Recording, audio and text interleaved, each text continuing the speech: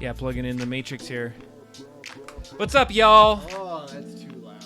It's too loud for you. You got to get to the speakers. Why'd you got Get to in have that mic. Get on that mic. Get up on that shit. Oh, look it. We're looking tasty tonight. The camera's all squared up. We need to get a little on you, man. There we go. Hey, what's up? It's been a minute, right? Since we've been on the stream. It has been. Kind of hanging out together. So. I was snowboarding last time we had this show. And you still were on the show. Still on the show. Brought in a guest, my wife Catherine, from the Friday shows. And it was fun. Topo Chico, sponsor of tonight's show. I mean, call us about sponsorships. Yeah, call us, please. We need that. So, man, how's it been? We got a lot in store tonight. Oh man, we are all AI board game. I feel like all night on this bad boy. We made a bunch of breakthroughs. Adam brought a bunch of amazing ideas into the last show that Kathy and I have not stopped talking about. I will tell you, we have talked about the board game in between last time and this time, and I was telling her, I was like, hey, I don't know if Kathy's actually in the chat, but I was like, you should watch the show. You know about the board game. You could talk to us and give us suggestions in the chat. Give us some insights. So we will be talking about a board game. We create a board game. We're creating a board game from scratch. We don't know anything. We don't know crap about making board games, but we're helping with AI, large learning models, and all of that to help us build that game. And it's been fun. I think that's Totally. the part of this is we want to keep it fun because we want to stay on top of what's happening all the time. I feel like. It was how long ago was it that we were AI? It's gonna change the world. Yeah. And look here where we're at right now. It's changing shit. I went through a huge AI reading books and Nick Bostrom and his book super intelligence maybe 5 or 6 years ago, and then it sort of petered out, and I was kind of and I read a bunch of books, and everyone's just sort of saying the same thing, and it was kind of going along. But then, man, this last year it is really invigorated my reading and learning about AI too. And it's a disruptor. This is the biggest disruptor since I think the internet. When you read articles where they're Google is sounding this major alarm and being it could it could be a replacement of them in a few years, that seems insane. It is. And then that dude, the CEO dude, he was went out and was oh, here's ours, we got one, and everyone's you just botched that. Why would you even say that? So I was reading. So shout outs to a podcast called Hard Fork, which is from the New York Times, slew of podcasts that the New York Times do, and what they were talking about is So they have a really great podcast where they're talking about using all the different AIs and using all of that stuff, and just shout outs to that show, I guess, in general, because they do an amazing job of covering that kind of stuff. And anyway, and it's new stuff. And so let's talk about what's going on. We have so much we're gonna go. We probably won't even cover it all tonight. So what we want to go through is a lot on the board game itself. So we were kind of thinking about how many episodes this is gonna be. This is, I think, number 4 or number 5. We didn't count it out, but we're gonna do a couple more after this for sure because we want to take this one to a logical end at this point. Where would you say that we're at right now? We have, and what do you mean by where we're just at? Where in the process are we of creating this game for anyone who's coming in new? So we started out with an idea over a whiskey of what are we gonna do? How are we gonna move this forward? And it was all right, let's build a board game, and then that's what we did. And we started to figure out from ChatGPT what that board game is. For a couple episodes, we were just diving in, what kind of board game? What are we gonna put into it? What's the theme? What's the storyline? Who are the characters? And I think we got that. We still got Christmas horror sci-fi. Yep. We got a board adventure style co-op game. We got different kind of characters, action based. We got some dice today that we're going to be messing with. It's going to be we're building cards. There's cards for it, and it's a sliding tile game. The sliding tiles is going to be interesting because I want to see what how to do that. I think that's one of the challenges that we're going to work through tonight is if we got these tiles And so if you play the game Labyrinth, that's an example. That was kind of like an inspiration for us. Yeah. Of, from the last episode, Adam, I feel like had this brilliant way because we wanted a board that moved. We wanted it to be able to be co-op everyone against like a singular or multiple enemies on the board and trying to escape or do something. And we wanted the board to move around. And so he brought up the game Labyrinth, which is a favorite of Catherine and I's. We play it all the time, just like easy 2-player game, hang out in bed and play Labyrinth while watching a show is really nice.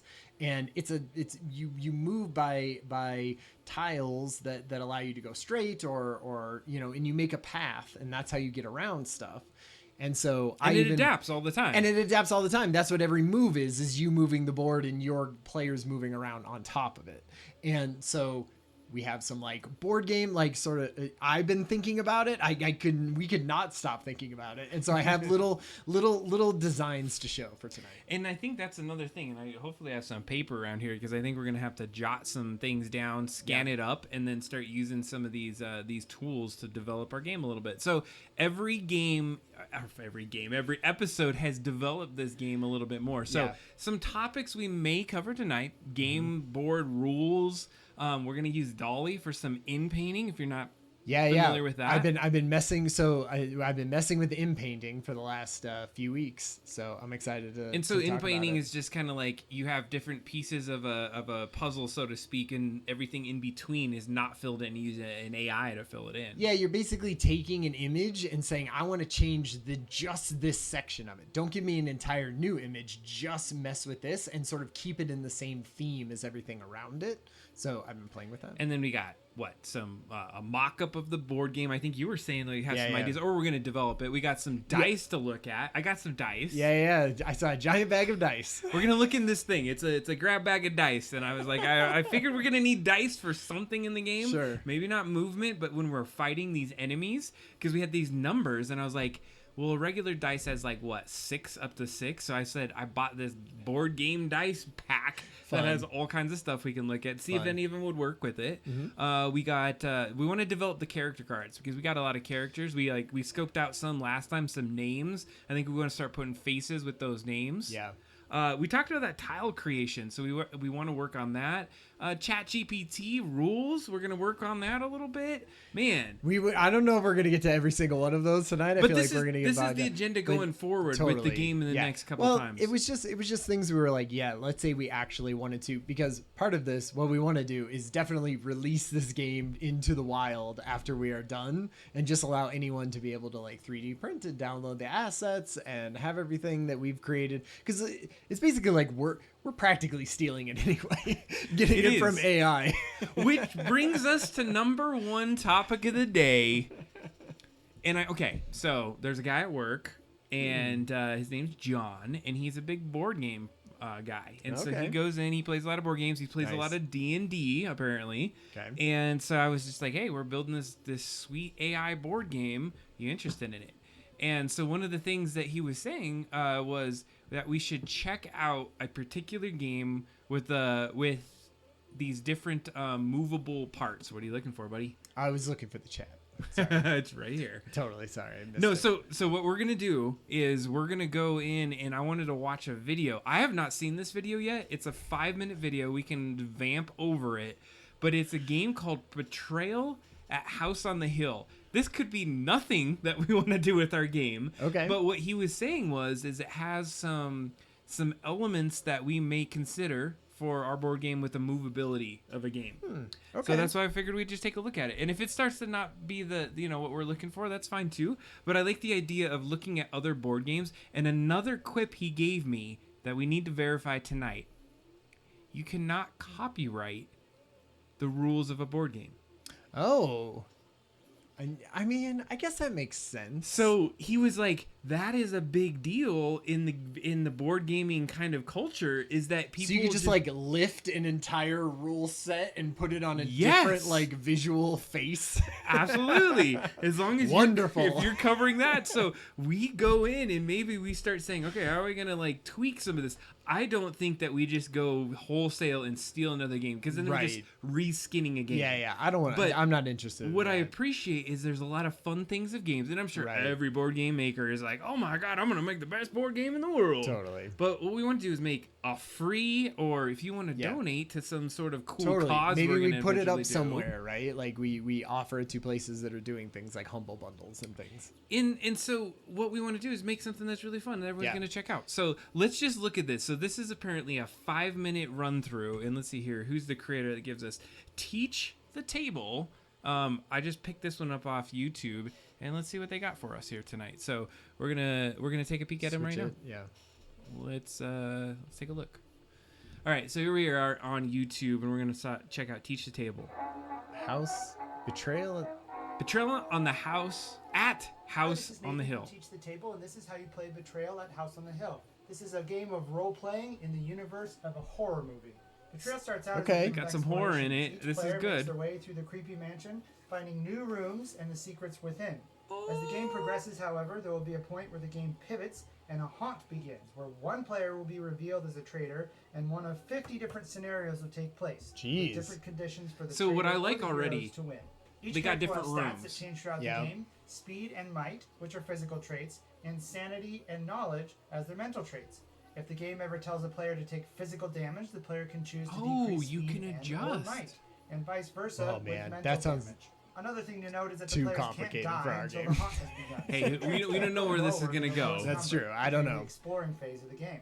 Explorers Games may always be sound told to roll complicated when dice you're based first on a certain listening to trait it, of theirs. The in first which time case I'm you always just like, roll the how do you number of play dice this game? corresponding is to impossible. that trait's We're gonna value. totally The talk house is over made up this of so 3 we don't floors, get but it any. starts with only a Whatever. few rooms inside. We're getting When it. an explorer tries to walk through an open doorway, an adjacent room is revealed from the face Okay, down stack you here. walk it through the Make sure doorway. that the Oh, back because tile but theirs is corresponds like to the floor that the scary, right? character So is you on. don't know If what it doesn't doorway match, you're the going tile is into. discarded into a separate stack to be reshuffled in later if the main stack runs out. Place the new room as well as you can, connecting doorways. So you if connect the possible. doorways. I like If the doorway this. is ever blocked by another tile like this, it simply becomes a false feature and is impassable. You also can't place a room if it would prevent the floor from having any additional rooms added later. Rooms can have symbols So what I like and about text this on them, and if both is are the board present, is the different. This symbols is resolve kind of first what we're only going with the for. player who first entered the tile. It and is. then the I text, feel which like I on like the every time labyrinth. player I enters feel like I'm I not like saying labyrinth we're style. not gonna go But I labyrinth. feel like there The is symbol things we can corresponds get to a from deck this of cards, for sure. either an item, an event, or an omen. Oh my God, this The is kind of explorer what we first were enters the talking room, about. takes Oh, the man. appropriate Okay. card, reads it aloud, and either follows the instructions or places it in front of themselves.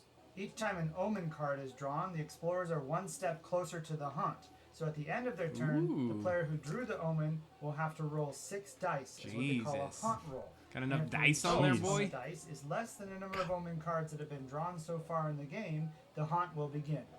Items are pretty straightforward. They can be used All right, we're gonna once take a per pause turn. for a second because I want to talk through a couple things. So I'm not Okay. 100% we're sure where this game. He's going for 5 minutes. We're halfway through right now. We're about Right. halfway through. Right. But things I like already Yes. are the fact that as you decide to move into a new room, you're kind of pulling that out. Now, Not knowing because you don't know. you right? don't know You're which, like, oh. and I like the randomization of it. I think that's what Yeah. I was thinking. Like in Labyrinth, you see the whole board, Yeah. and you're strategically trying to like push board pieces to get around. It's about which you I like think- getting around the board, right? Right. It's being like I'm here and I need to be here, Right. right? And what do I push to do that? Where I think this is more like what we don't know what's coming up, and then like oh the board grows as you play. So, concept here we're figuring this you out. can't make as it we more go. complicated. You can't make it more No, no, no, complicated, no, no. Adam. No, we have think- to decomplicate this. Think about it like this: is that if we want a movable board, Uh-huh. what if the first part of the board is discovering the board, and like so flipping the tiles over, or something. So part of the structure is that you're kind of like having to navigate this research facility and find how the board kind of comes out. I could see flipping the tiles over, right? And- like they're upside down, and then as you approach them, that's when you flip them over. That's what I'm saying. Like you lay out the I board could see that. randomly, Yeah, but And- upside down. upside down. So then it's like black. So you have a black. Yeah, so and it's then like you're it's dark. revealing, and it's like then you're you're going through the revealing each one, and as you're it finding, goes. oh, I'm in the research facility now. There it Totally. is with this, and so, Yeah. and then I can once, see that. once that happens, there could be a moving around. I don't know, labyrinth Yeah. style. Well, I think you need to be able to be moving them around, right? It's almost like all right, gotta write this down. Just making it harder. Yeah. So what direction do we want to take first, Adam? Of all these things to do. Well, I'm thinking that one of the first things that we need to start doing, and we've already talked about this, is we got enemies figured out. Yeah. We got the idea that events will happen. Right. Well, and the thing we know is that we want some movability to a board. Right. Yes. So I think one of the things that we've been having a big struggle with is making this board movable. I want to just kind of play through a little bit more of this and see where it goes. And what I'll do is I'll put the speed up a little bit. How about that? You can drop them on the floor for someone else to pick up, or if there's already an item on the floor. There we go. I love it. That item will be yours. Yeah. On your turn, you can move a number of spaces up to your character's speed value. You can pause your movement if you ever want to use items or discover new rooms, but if you ever have to draw a card, then that will end your movement. Once the haunt happens, you can make a single die roll to attack based on your might value. So they're doing you roll attacks. your number of dice, and the opponent will do the same, and you compare the values. The loser will take the amount of physical damage equal to the difference. The haunt scenario may give you different rules for attacking, for instance, using sanity instead of might. And in this case, any damage incurred would be mental damage. Okay, just gonna pause here for a second because this is kind of a concept. I'm not saying to this complication, but Sure. Our characters do have to take a certain amount of damage. And so do the enemies in a certain capacity. Because if you're gonna go fight something, you can't just be like, oh well, I didn't do anything. Or like my number is bigger than his number, so of course I'm going to win, or of course I'm going to lose. Right? There needs to be like randomness in that. Right. So you're saying like, oh, you would roll for yourself and then roll for the bad guy. Like you're kind of going back and forth. You roll like 2 dice at the same time, and one is your dice and one is the other dice. Right. And then red, whatever the one's difference yellow between it, it's like whatever. a KD spread or something. Like Yeah. whatever the spread is the actual damage that goes one way or another. Right. So I'm just thinking like, because what's nice about this is that you still have like a health meter, so to speak, on your character. But I like the idea of it just being like 2 dice. Like Yeah. one for the protagonist and one for the antagonist. And then it would go each time. So we'll have to figure out, can you die in the game? Okay, let's ask that. That's a critical Monsters can only be stuck. for our game. Can you die? Yeah. And then you just get sent back and you miss 2 rounds. You get respawned by totally. the Christmas magic respawns you in a present. Totally. Poof. And starts you back. That's just the lore. You know, you can establish that with lore. You get birthed out of like Santa's backpack or something ridiculous. Like crawling like a baby, like all like fetus style out of the bag. There's got to be a sweet way to respawn if we can't die in the game, because then that's kind of like that defeats like the purpose. Like, can you lose the game? No, I don't think so. Well, okay, that's true. Maybe it needs to be a certain amount of time, right? Or a certain amount of plays. Yeah, I think it when the gets haunt a first starts, time. the player that failed the haunt roll will look in the chart in the trader's book and compare the name of the last dice don't card have- that was drawn and the room that Oh was my drawn in God, to find the this haunt is that was so returned. complicated. Also, below the chart, They you got can a find book. the haunt This is rating, a- so they you have a can trader haunt will can't chart. necessarily be the person who failed that haunt roll. At this point, the trader and the hero But can it's set trying to their show movement like read their how opponent's much they had to go into a game to make it crazy. You know? No, yeah, I agree. Information about what their opponent's trying to do. In addition to what the haunt scenario says, the trader also has additional powers when it comes to movement. They can choose to ignore any harmful text on the room You know, tiles, and I which always is say not that, but affected then by the every haunt. game And that if I the ever trader does play die, you feels still like control this the at the monsters that are beginning. in the house. And then after a while, you're like, of course. Makes complete sense. Yeah. Take damage, so flip over their token and skip their next turn. Lastly, the monsters can't explore new rooms. And when you're There's teaching any it to items, new so they pretty people, much you're just like, move why and don't you attack get them, it? unless the rules say This is otherwise. so easy. I've been So playing it easy. as you're like drunk and like playing it for. The 50th time. All right, I think that's enough. So what I've taken away from this game, and I like the idea that we're looking at other games and the ways that they're doing, is I like the idea that the board reveals itself in some sort of capacity. So like, imagine if we built a board that was a bunch of squares, and we'd have to come up with like how many squares? Maybe like 6 by 6. Right? Oh, maybe somebody's thought about that and set up a board.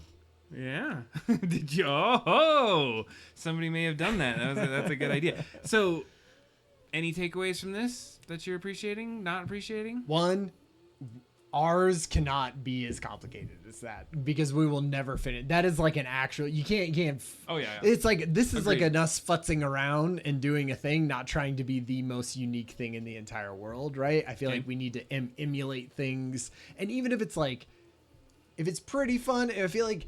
If you can get one round of fun, right? It's like the Halo quote. If you can get 30 seconds of fun and just repeat it over and over, like maybe we could do something simple and get. It's balancing that challenge versus how your capability to do it. So I feel like if there is a consequence and you can't make it through, that's what makes it fun. Like, can you just get that enough thing? Right. Like one concept I was thinking, and of course we're in just like the open mode right now, but we're going to distill it down, like you said. We got to go wide and then narrow. Absolutely. what does everyone have one character, or like every turn?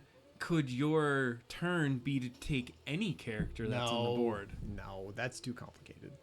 Because then how would you know? How would you like even orient yourself on the board? Fair. You would just be like a Borg mind of everyone. Fair. And Good point. Yeah, I feel like It was a concept I thought. Totally. Hey, I'm ready to shoot down. I'm ready to shoot down whatever ideas you come up with. Whatever stupid ass ideas Adam's coming up with. No, okay. So you have some stuff to show. So, all right, what that did is give us a little bit of a concept of a potential game that kind of moves around. Do you want to go to your game board?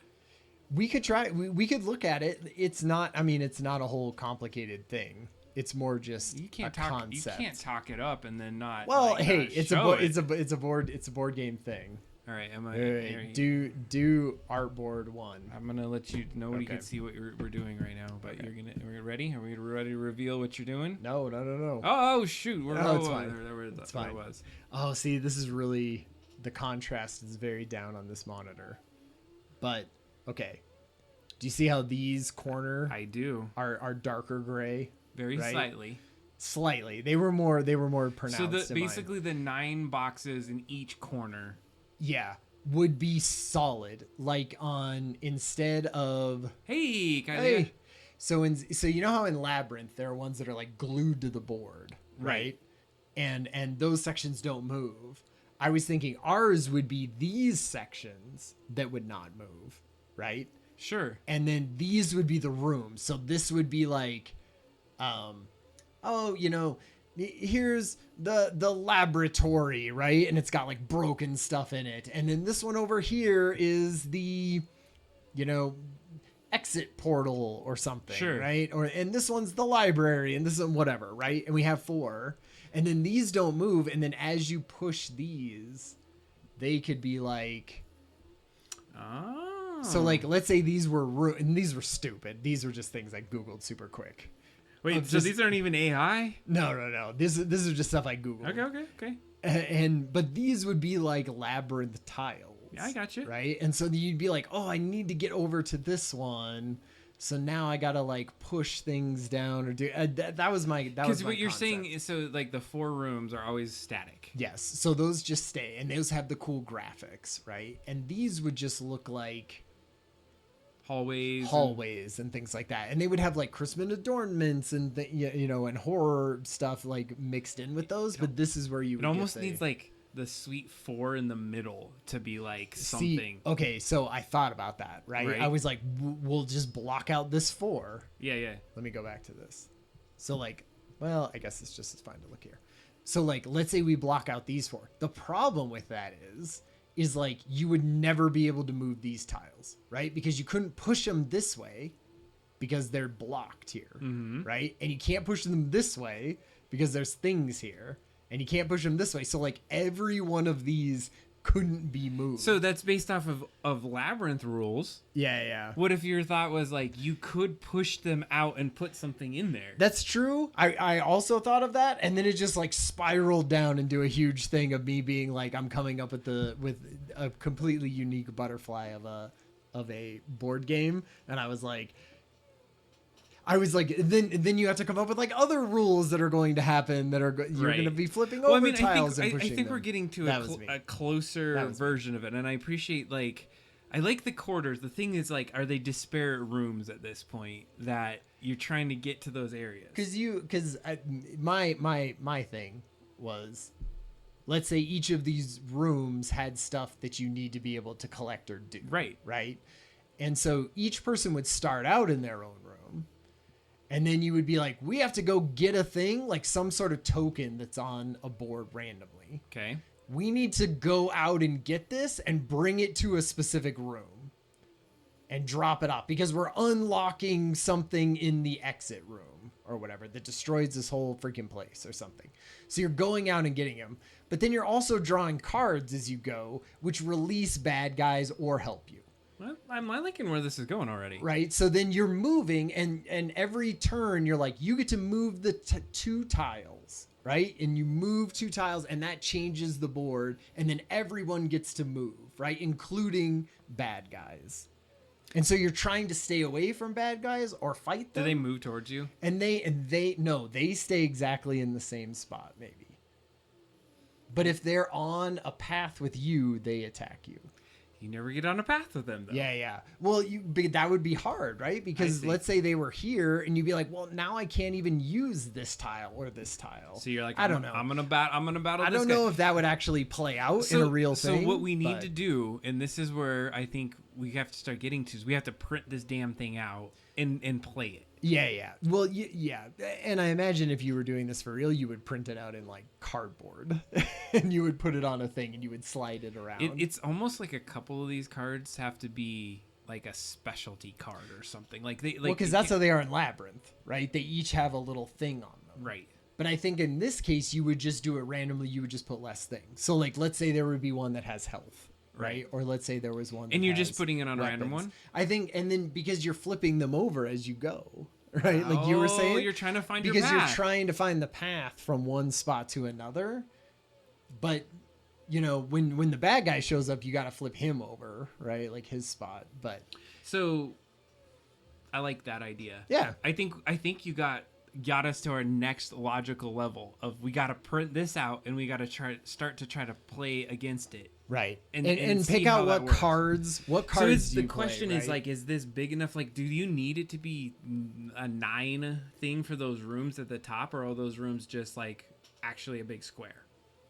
It's probably just a big square, but I like the idea of, Labyrinth. So you're stepping on them, but they never move, right? They never move. So you could just be like, oh, we're in this room around here or something. Or because if you're moving people along the path, you don't want them to be able to be like, I can only move 6 spots along the path. You want them to just, if they make the path, they can move as much as they want, as far as they can go on the path, as long as they can see it. Because if they can't see it, they can't keep going. So like this path right here, they're in this room. If you can they're see just my moving mouse. around. And so they just go woo woo, and they can go almost all the way. But they get to about here. They can only light up so many per turn. So let's say you were like, oh, you can only move. Well, see, okay. Because you're flipping them? Because you can't see where you're going. But so eventually you could. Eventually you could, but that doesn't mean that you couldn't just keep going. I bet okay, let's just take this and pretend they were all flipped over. Okay? You come out of this room and you maybe flip this one and you're like, oh, sweet. I'm going to, like, remember Minesweeper? Where you're like, I'm going to pick this thing. Oh, it's connected. So you can keep going down the path as long as the connection is there. Right. So you would get to all the way here. Yeah. Right. So until you had to stop. And then you're like, okay, I guess I got to stop. Because you're locked up. Yeah. Like, I like that idea. That's a good idea. There you go. Cool. Because then the whole first part is like, get the map unlocked. And then once everything's unlocked, then the path can be pushed. Yeah. Or something like that. I feel like that's a fun like tweak. And okay, and so you know what one of the things could be too? Like you could pick a card, and let's say you're on this one, and your move could be that you could pick it up and rotate it 90 degrees. See what I'm saying? So like one of your action cards could be like an event. You can change your path. Yeah. And so it's like not just so let's say so that's a perfect segue. What usually things like this, they're like you have 3 actions on your turn, right? Right. What I would say is you can flip over 2 tiles and play 1 action card and do whatever the action says. And sometimes the action might be a crazy zombie shows up, or a bad guy shows up. I absolutely. But sometimes it's like, oh man, sweet, everyone transport back to the thing, or like it would just be random things that would happen, right? I think we're getting close. This just blew it out of the water. So good job on you, because now I think the next step is figuring out what some of these tiles look like. Yeah. Like, so if we're gonna keep this do up some tonight. in painting. So in painting tonight, and we could almost use these. Like you could use this for in painting. Right. And just say like, here cut one of these out. Do you have an individual of one of those? No. I did kind of this. Well, so that one. If you look at that one, that is from a Labyrinth game. So it's not the one that I have, but it's some kind of purple version. Yeah, it looks like a different version. So do you have anything else that you want to show in here? Well, it depends. I don't know. Do you want me to go into the in painting stuff, or do you want to talk about, because that's basically everything else here is sort of in painting examples. We got a board figured out. We got some cards figured out. Let's just jump into ChatGPT for a second, because I want to start thinking about that now that we thought through a little bit of what the board will look like. We got to start thinking about those actions. Yeah. And now I think we're going to get to the point where we got to divert from ChatGPT and start tweaking it, because there's just keeps chucking out a bunch of ideas, and it's like doesn't really go into gameplay. No. But let's look at the gameplay that they had, at least for us, and then we can take a look I mean, at it. It got a lot of the way there, right? But it's not going to come up with like the next amazing dramatically different way of playing a board game. No, not at all. So it just kind of like spits out sort of generic things at that point. It's almost like it can get you to the point where you're really thinking about it and really into the details, and you're like, yeah, then here's the little twist that I'm doing. It still needs that like human imagination, which is great, like exploration of it, even for me. Yeah. To say like, oh yeah, it can't get all the way there.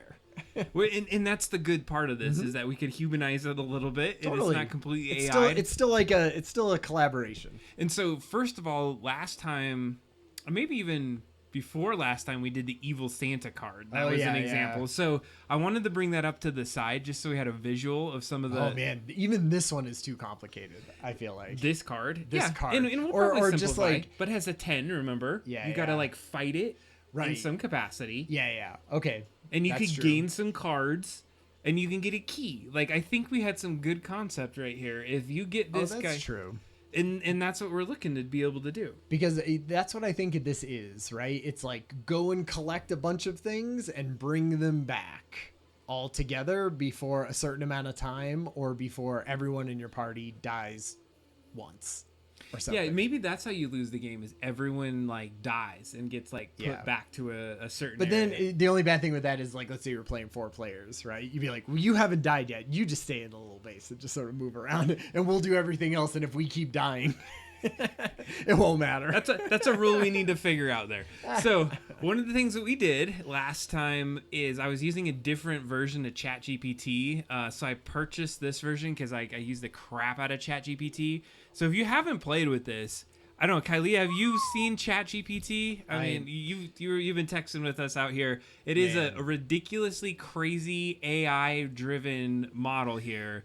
And this is what's helped us even get this Dean concept out the door. Totally. I feel like it does a great job of just spitting out a whole bunch of ideas based on a few little props. Oh my goodness, she doesn't even know what it is. Oh my god. All right. We're going to take a quick little detour. 5-minute detour. 5-minute detour. All right, Kylie.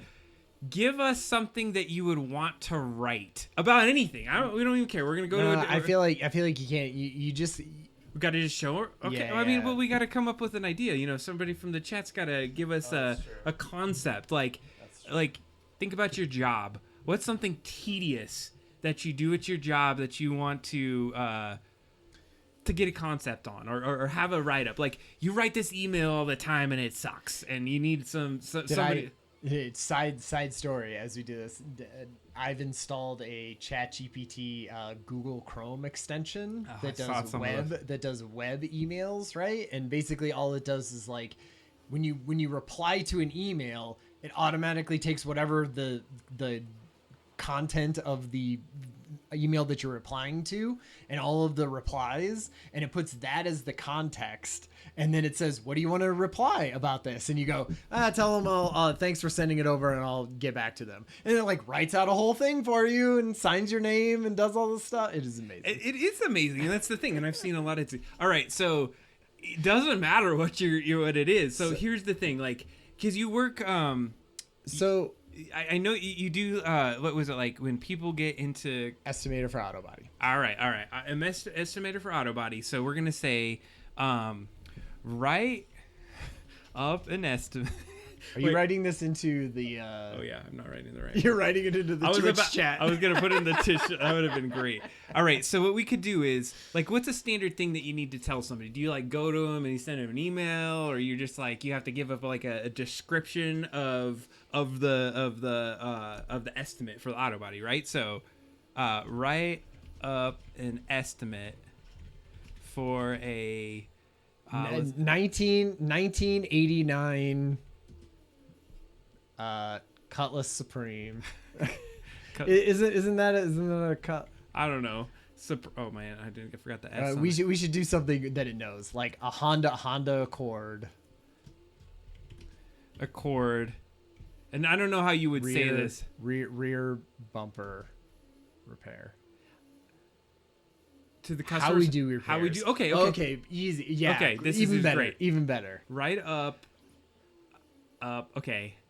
How we would repair, right? A 1980. Okay. What's a car? How a mechanic would repair a broken muffler. Right, or like something is that I don't know. We got to get that. No, because to repair like auto body repair, is more like that's not like the mechanics of it, right? No. It's like it's more the body itself. So repair, or what we're gonna do for. There we go. A dent. Okay. There we go. Dent in the door. A dent in the side passenger. Totally. Yeah. Good one. Good. Think of something. Yeah. All right. An enter. Yeah, I don't spell very well. That's just the thing. It's all that there I to do. fix it. Okay, right. So a mechanic wouldn't do it. So an auto body repairer. Is that what you call them? Repairman? Yeah, repair person would repair a dent in a side passenger door. There we go. Okay, yeah. Right up an. Is it an estimate? A technician. A repair technician. How would I not know it was a technician? All right. Not in the game. Okay.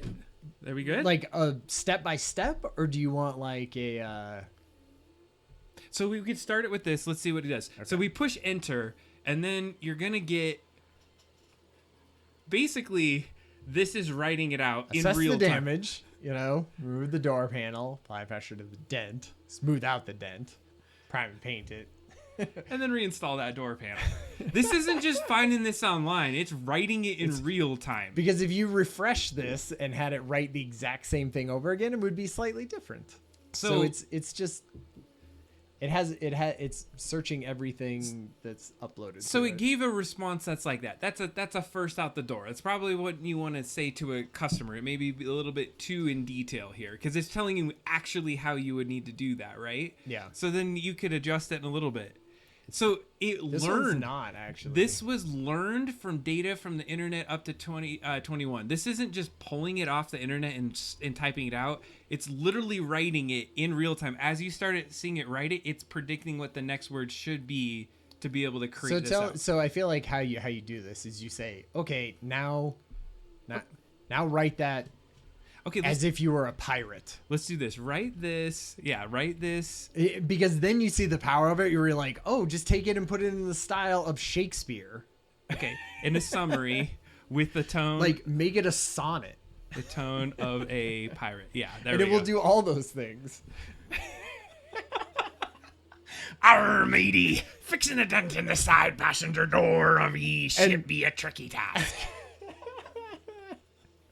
We can handle it. It's good. Oh, that's a good one. I haven't done pirate yet. Yeah, good. I like that. Here, just to give you that was so. So yeah. Like then you can say like I always do my Valley Girl one because I love that. Right in the tone of a Valley Girl. I don't know. That's one of my favorite ones. I always misspell space that all the time. Too. I don't know what it is, but somebody you left the. Thank you. I'm not. There we go. Oh my god. Okay, so I'll read it to you a little bit. So the first one, you kind of got that. So what basically the first one was saying, it gave you the real way of repairing a dent in the passenger door. Oh, I don't know if can you zoom in into it? I don't know if you can. Control plus. You can kind of see some of that. There we go. Yeah. Well, put the screenshot in the Discord too. How about this?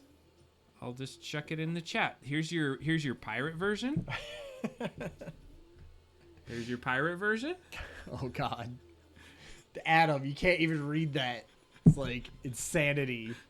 It's only Repair pirates. And then here's as a Valley Girl. Valley Girl. So basically what it's doing is in real time it's writing something out. So what we're using ChatGPT to do is we had it help us build our game and come up with the concepts for the game, came up with all the different rules. It came up with the different characters for everything. It gave us like good ideas on like what action cards there could be, sort of what could be the premise. I think we did the premise, right? We were like, we want it to be a co-op game. We want it to be horror, sci-fi, Christmas themed. And that was about it. Like that was sort of the thrust of it, and we just kept feeding it back into itself to get where we are. So getting back to the game, yes. Now that you get a little bit of ChatGPT, it's an AI model, predictive kind of words that put it out there. That's a lot of what we're building on. Is that we asked it, what are the game types out there? And then it said, hey, we got an adventure game that you could build, and we were doing a co-op adventure game. Yeah. And then we said, I think you came up with Christmas. Because it was sci-fi horror, yeah. And I was like, we got to add something into it that gives us some levity or some characters to build off of. So I don't know what Christmas came from, but it was good because sure. Then the game became Christmas Horror: The Snowman's Revenge. That's right. That was ChatGPT came up with that. And then the basic premise of our game, and I feel like we're going to rehash this every game, but that's okay, every stream, but is that characters are invited to a Christmas party at a remote research facility located in the heart of the Arctic. Yep. The facility was run by a brilliant scientist, Dr. Frost, who has been working on a groundbreaking project to harness the power of the North Pole's magical energy. The party was to celebrate the successful completion of the project, and the guests were excited to see the results. Oh, man. However, as soon as they arrived, something went horribly wrong. The facility's power began to fluctuate. The strange noises and visions started to appear, and suddenly a powerful spirit, possessed a snowman, emerged from the depths of the facility. Dr. Frost, who had been experimenting with ancient Christmas magic, had accidentally unleashed the spirit, which was intent on causing chaos and destruction.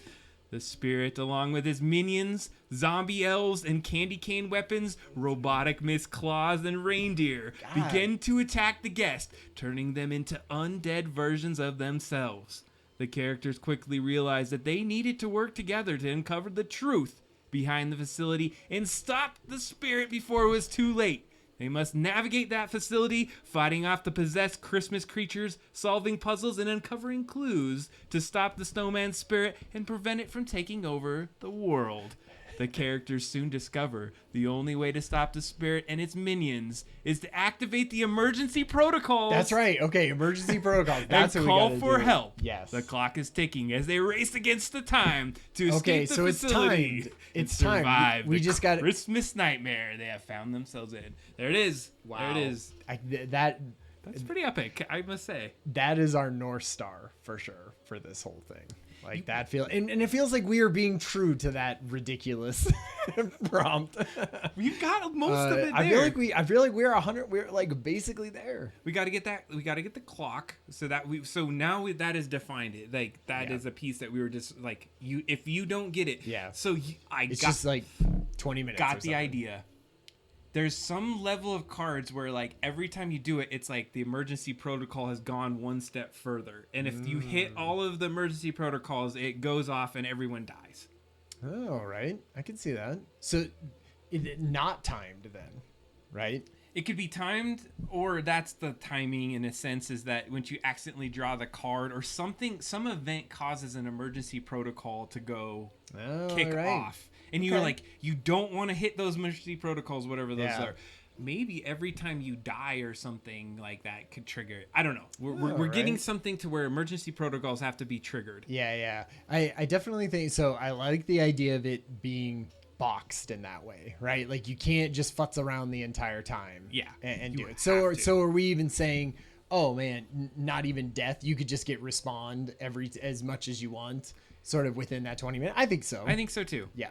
I think it just, you have some kind of penalty. Well, see, right? the thing is, we got to gameplay it first. So what we'll have to do is just land on an idea. So to go with the theme of the night, if we jump into the gameplay, and what it was trying to say is that there was a couple different components. So there's obviously a game board, miniatures for the characters. And which I have some fun things to show. By the way, we are 3D printing tonight. If you're curious of what the heck's going on behind us. Yeah. So. Have you heard that weird whirring noise that is always in the background of every these are just show? They're just making some pawns for tonight, just so we can have some level of something 3D printed out to play with it. Yeah. Until we get our actual characters designed out. Totally. So these are just like little cool pawns. It's coming out really cool. They're hollow inside too. Neat. God, it is so mesmerizing to watch that. I could watch that all night long. For sure, lava lamp like. It is. Okay, so we got the game board, we got the miniatures, the game set pieces. This is what you were talking about earlier. Yeah. Do you want to check it out? Do you want to see that? Oh man, you were welcome to the Adam and Ryan show. You've been missing out, Kylie. This is it does many things. True, totally. That's good. It is shoving different plastic through a thing, and it's heating it and it's building it out. I feel like you're hitting all of Adam's like. Yeah, you're like, oh my goodness, you're gonna get me talking. My glasses are 3D printed. 3D printed glasses that he wears. Welcome to the show. Let's see here. Oh, I don't have one of the things, so. All right, we're going back. We got to get this. We got to get the show going. Okay. So, event cards. I think that's where I was thinking that it would trigger some of those events. Yeah, I think things need to happen where you have cards and you're flipping them over when it's your turn. Yes. Right, and something bad or something good happens there, right? But I think also if you hit parts on the board, you should have to flip things over and do things, right? Like take it from the pile of cards or something, right? Because I think it can be simple enough where all we need to do is like when you move, you flip over cards until you run into a spot. If you run into something, you do an action, right? And then if not, like all you get to do is move your little spaces and try to get to where these let's talk about that for a second, because usually in a game like this, the action is you like move first or move second. So you pick a card. That's action 1. Yeah. Action 2 is you play one of your cards. Action 3 is you make a move. Yeah. And then, it depends on how many actions. Because you're going to have to flip over tiles. And right? then you flip over a tile. And then it's like, then once you make it almost is like you have to do it where you make your move, you flip a card. Flip a card first. So flip a card, make your move, and then you can do an action, because you would want to you want to be able to move somewhere and then make your action. Do a thing. I like that. So let's say you basically do 2 things. You flip over a card, right? Make a move. If the space allows you to move into the next space, you flip over the card. Like you basically, like we were saying, right? You get to keep flipping over cards as long as your path is going in the right direction. So the first thing is we flip a card. Flip a card and move along the path. What kind of a card? Because we have a couple types. So there's... No, just like a event path card. Okay. No, a path. Like the path. Flip a path card. Tile. Okay. Move along the tile. You know what? Then do an action. I think you can do... I'm just going to throw this out there because I've played a lot of board games lately. Usually you have 2 move actions, because it gives you a little bit so you could always flip 2 cards, and they always have to be adjacent to each other. You can't do one that's a corner to a corner, but you could always flip. Because let's say your card goes like this and off into nothing or right. Off into nothing. Well, I guess you would always be able to flip over the next one. Yeah, somewhere else, and so you can kind of start seeing where your path is. Let's just do one at a time. We'll start small. Flip 1, move character along the path. Okay. Until you have to stop. Do you have to stop, or can you stop anywhere along your path? No, you have to keep going until you stop. Okay. Just to try it. Yeah, that's fine. Until you stop. Okay. Then what? Anything you hit along the way, like if there's... Nice. Enjoy pizza. Now I want pizza. anything that's on the cards, right? As you flip it over, that's like printed on the card, you have to do it. So maybe it's an action, right? As you're going. I think if path. you pass a thing, you don't have to do it. Yeah. Okay. Well, because you would always be passing it then, right? Oh, I see what you're saying. Okay. Well, not unless one of the cards was like stopping you. But okay, if you pass something, maybe that's the thing. It's like if you get to something, it's more of like you stop because of the thing. Okay, I could see that. So you do, or you either get to the end of your path or you stop because you hit an action. There we go. And then you pull an event card. And that's where you pull an event card, is when you hit those. Event card at the end, like if you just go to the end of your path. And I think just if you hit an event, right? And we'll just have those scattered out. I'm just gonna pull this up because I think this is a good way to think about this. This is nice. We have our virtual board here. Yeah. So if you're going, and let's just say like, start at the bottom of that one, right? Like right here. And so let's say you pull and you flip this. What one if over you start here and you have nothing and you that can't sucks. move it?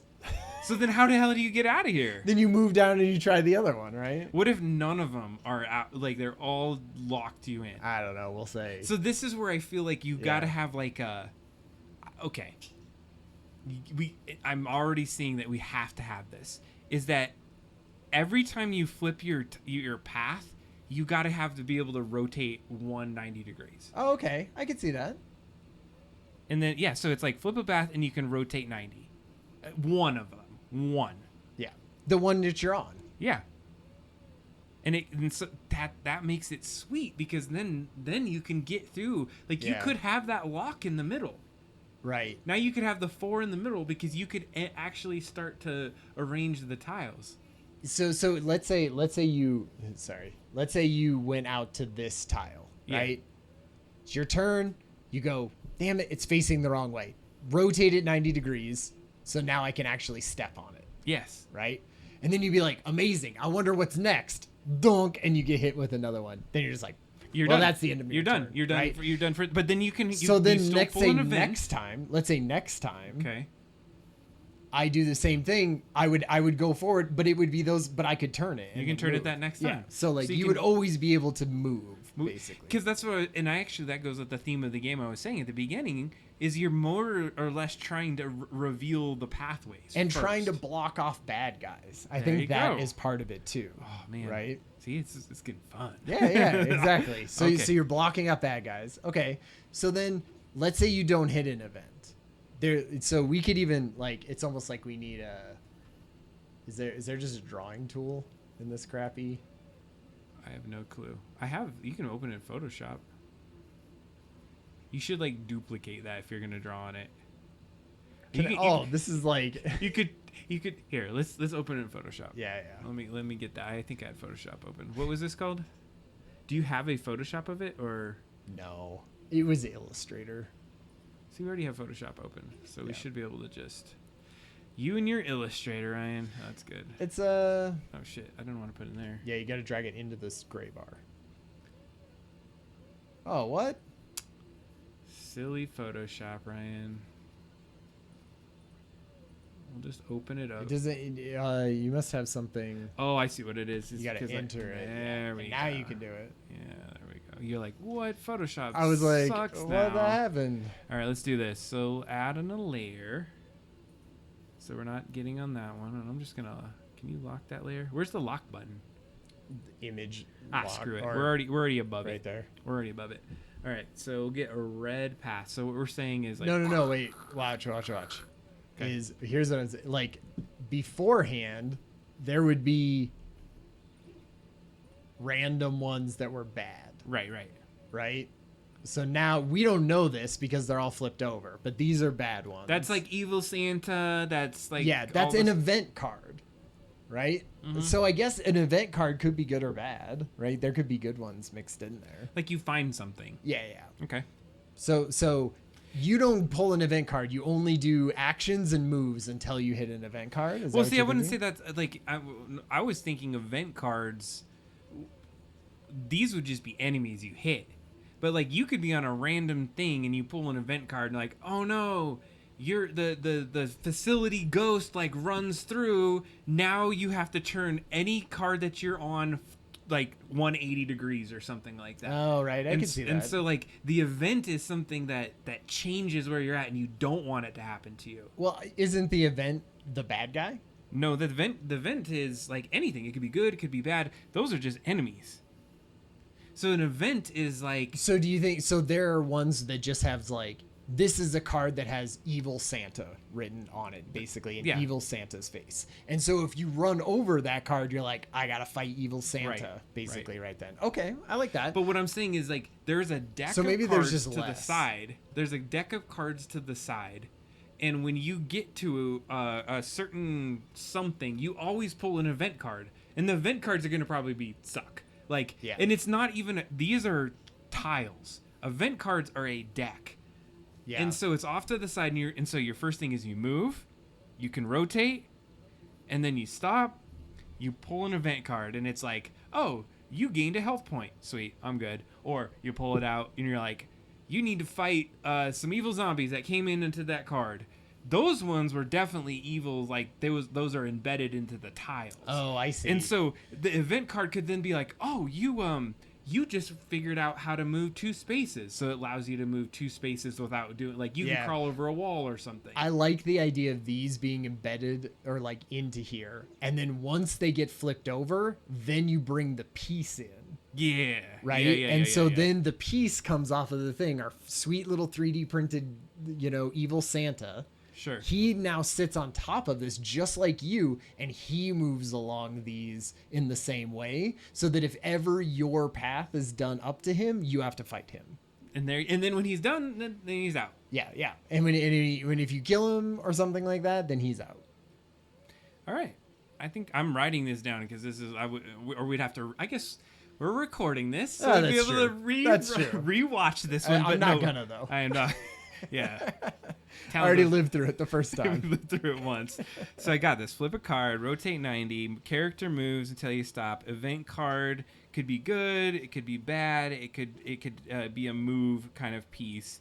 And then I think it's like, then there's the action. Like you take an action. So I don't consider a move an action. That's a move. There's a move. And then there's stop, there's an event, and now you pull an action out. And so the action could be fight. Go but like fight if I don't have a thing that's happening right now. So if you don't, then you can't. But one of the actions is that you have to fight if you get into a fight. One should be flee, and you have to run back down your tunnel all the way to the other side of the tunnel. Does the evil one just only step 1 tile at a time? So you could flee all the way? No, I think the evil one move full. So it's almost like you go, we're flipping over all the tiles, and now everyone moves. And then you move, and the bad guy moves, right? And if the bad guy, and he doesn't move... We're going to have to play this if they don't move, if you're not connected to their path, right? So the only time you need to move, or they need to move, is if they're connected to you, and then you come together. I don't know. I think we're gonna have to play that too complicated because I think the enemy themselves, if they can move as fast as you can, it sucks because you're gonna always be running. Like, I think what it does is it says you got to trap them with blocks. Like you have to be able to say like no, they can't. I see what you're saying. Like they're not. So you have a fight or flee or what else would you do? You would have maybe like whatever the other actions are. Yeah, like one of them could be gain one of those keys or something, right? Like it could be like gain something. Get something. Get something. It could be like a card that sort of get out of jail free card, right? Where if you die, you get resurrected instantly back at your base. Man, I think we got enough of like a simple amount because if you think about how you do science. If you do science right. No, it's like you do science. The scientific kind of way that you test something is you change one element, and that one thing, then you see, okay, how did that work? So I think we have to have a good amount of I think we got a good foundation. Agreed. And then we got to play test that a little bit, and so get a couple things out of there, see how that rolls out, and then we move from there. I agree. I feel like we have it close enough. Do you want to start trying to make some of these? So what I want to do, just to kind of do a quick thing, is that I know the 3D printer is really close. Wow. We are at 99%. Did I just cut to it I know, the moment? at the moment. No, look at where it's going to stop the Okay. tops of those. Which, man, that Still. 3D those look so good. So this is All our... about doing the little tippy tops, all of them, all at the very end. And so what I'll do is I'll move the... Oh, that was like jumping around there so fast. It's like a little tiny end to nubbin it. at the top. That was it. All right, wait, let me go back there. Okay. And I got the microphone back here too. Oh man, I got shocked Yeah, you did. through my ears. I know, there's like a shockingness over there. Okay, so here's the thing. I'm going to take these things off. Here, I have a camera. Oh, shoot. Maybe Still not. squeezing out a little. Is it squeezing it out? A little. All right, I'm going to take these off. Move this up a little bit, and then I'll move them back just a little bit. I'll use that camera, and then I'll ping them off. Does it look a little blurry, doesn't it? Yeah. It doesn't matter. Well, it looks. I mean, the 3D print isn't in focus, obviously, but the nozzle still is, I think. Yeah. Oh my God, these look sweet. You're gonna see them in a second here. I'm gonna put them over. Oh, and this is with the cool Talon. Yes, it is. Nice. They're like multicolored, so.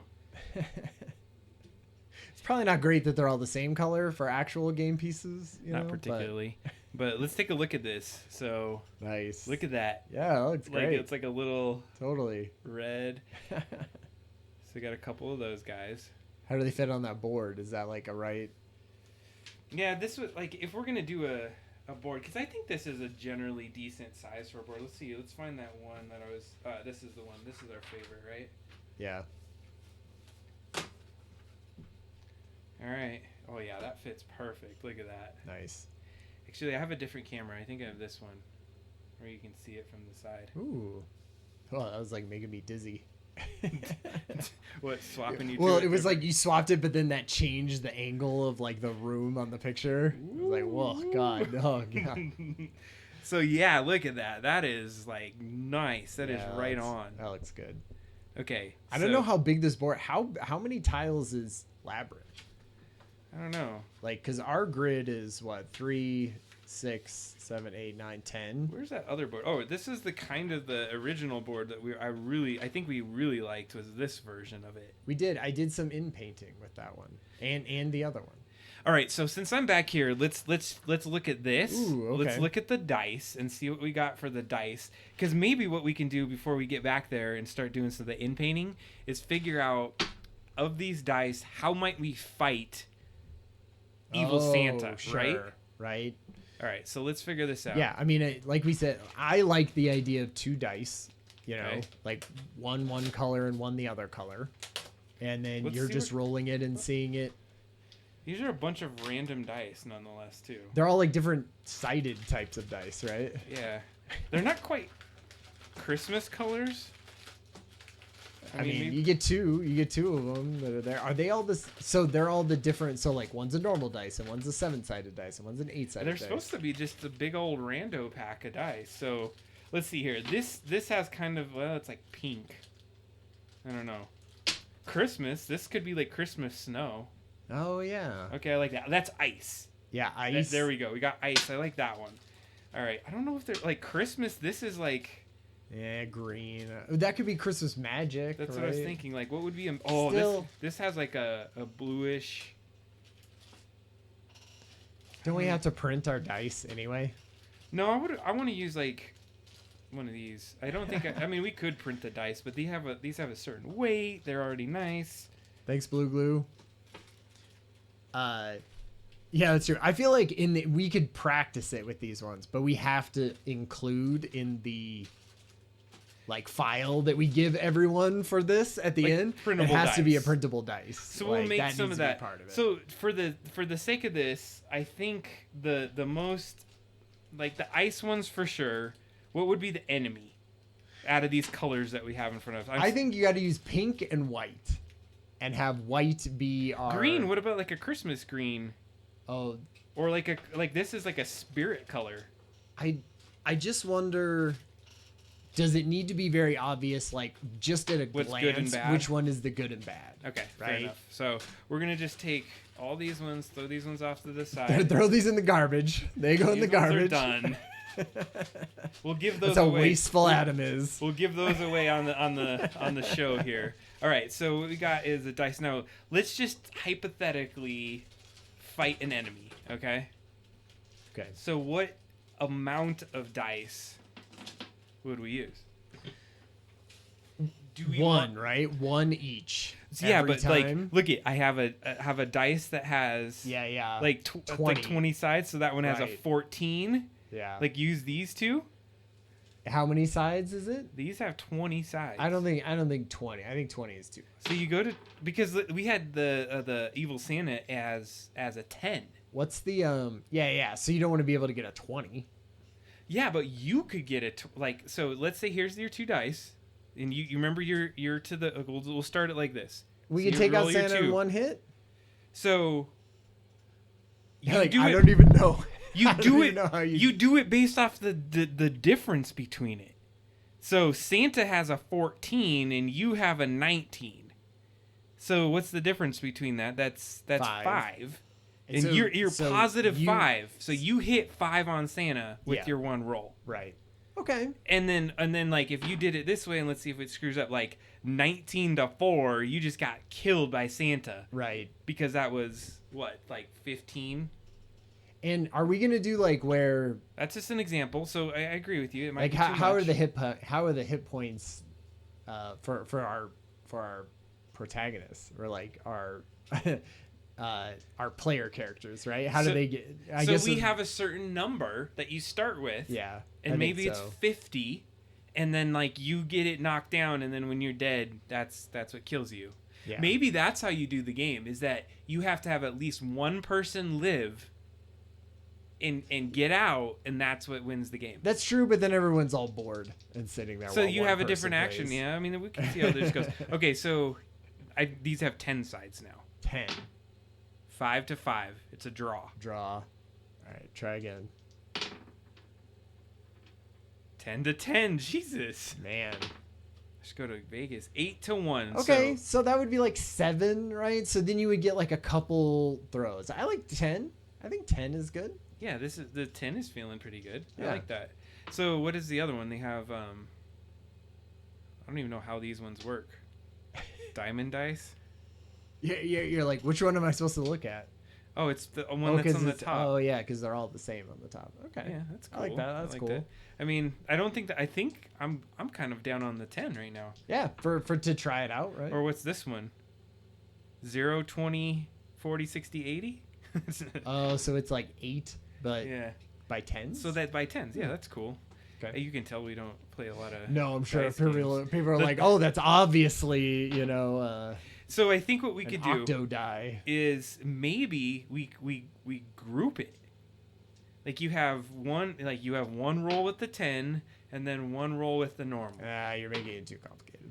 Yeah, but you want to do that. It's because then Just you can do 10. Just do 10 Okay, against fair 10. enough. Okay, because we're starting. You're right. Small. We're right. We're starting small, so Mhm. we're gonna start with the 10s. Okay. Everyone on chat agree with that? Is like 10s sound like a good one to start with, and so let's agree what our first roll is with not necessarily committing to it, but you get 1 or 2 rolls, and how do we calculate what happens? Is it just the difference between it? Yeah. And then until one person kills the other person? So you got a 3. Yeah, maybe that's what it is. So a 3 to 3, that's nothing. Nobody gets hurt. Then you roll. So 5 to 3. We're fighting a guy that's a 10. Yeah. So you just got 2 hit points on him. 2 hits. So they're now down 2. You're still at 50. we would need some way to like designate how these hit points are getting hit on Right. people. So now it's I think. 6 to 2. So he just took 4 away from you. Yeah. So you're down now to what, 56. Yeah. He was 56 and he was down what? Like he was down 2, so he was 8. So you keep rolling. So now it's 4. So you just take down 3. Yeah, he's kicking your ass right here. 8-1. That's oh done. man. You're done. So Santa beat you. Because he can only. You're still alive though. You have 50 points. Oh, right, because you have 50 and he only has 10. Correct. So maybe you just do it maybe to it 3. Can't be. Maybe it can't be. Maybe everybody has 10. Well, I think then they die, and then what happens? Then you respawn. Yeah. So then, so let's say you die, Okay. right? Santa stays where he is.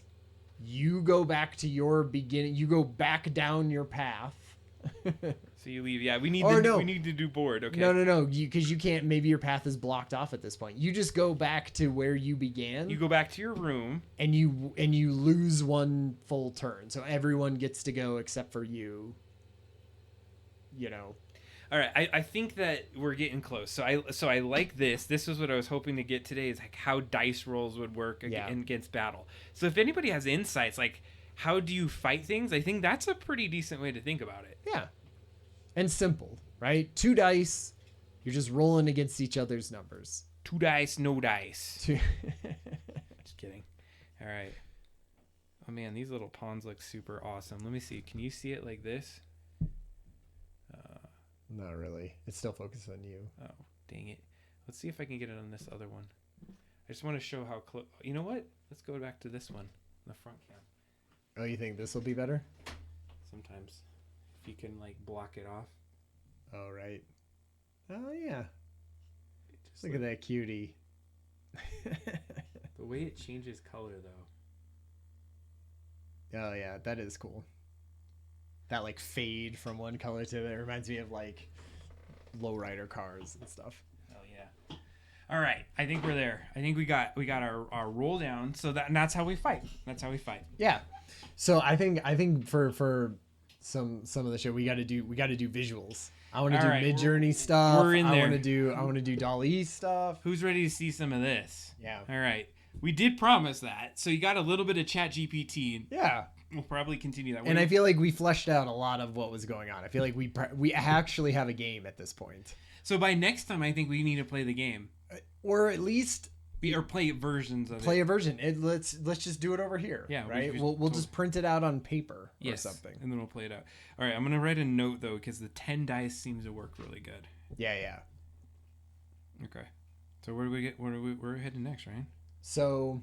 I don't know. Like we could start with what I had been working on for trying to do in painting. So if we want to talk about in painting, let's just get to DALL-E and you tell us about it as we're looking in DALL-E because I have it open. Okay. I think I have 50 credits in DALL-E. Perfect. And then what we probably want to do is, talk about in painting, and while you're talking about it for a second, I'm gonna do one thing and get that like one of those tiles ready so we could use. Well, okay, you do in painting first because that's not the tile is not in painting. The tile thing is we're gonna use that for a different. Yeah, and so maybe I could even just talk about it. Not even. Do you want to switch over to this? Yeah. So. So basically what we had when we got to a board that we thought was cool, which we liked this one, right? And we liked that one. And I was like, well, we like these boards. It's completely like moot almost at this point with the new board that we're creating. But maybe not in the sense of we need rooms like this for our corners, right? Like we're going to need a room that looks like this that has broken down laboratory equipment or something, right? And so what I was thinking was, how could we take some of these and do in painting? Which what in painting is it's taking out a certain spot of this, erasing that and saying, fill it with this new thing that I'm going to tell you. But sort of keep it with the style of what's around it. So it knows what's in the picture. And then it's saying, okay, now build something else inside of this. So if we went to Photoshop and erased the whole middle and had a PNG with an alpha through the middle, would it infill the middle? Or how would you infill like 2 separate pieces? Or does it only do like chunks of it? Like I'm trying to figure out how it would infill. You're basically sort of erasing parts of this, let's do right? that. Let's just take one of these and do it. In there. Yeah, because so even... Oops.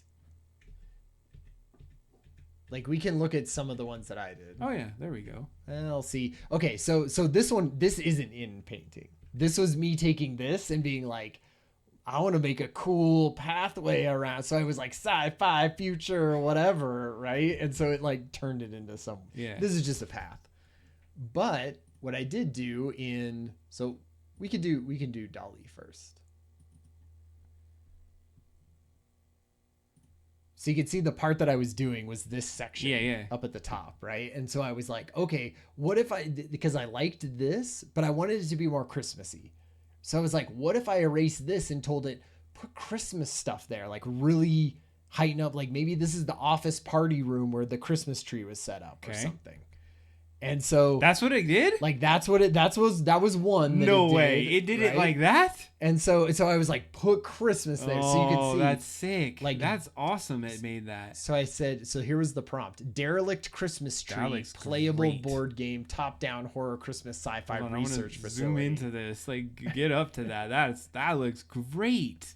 Like almost like the little fireplace here. Holy shit. I cannot believe it did that. It goes so well with the theme too. I would have said you photoshopped that in there. Right. That's awesome. That was just me. Great. That was just me. Oops. Let's see.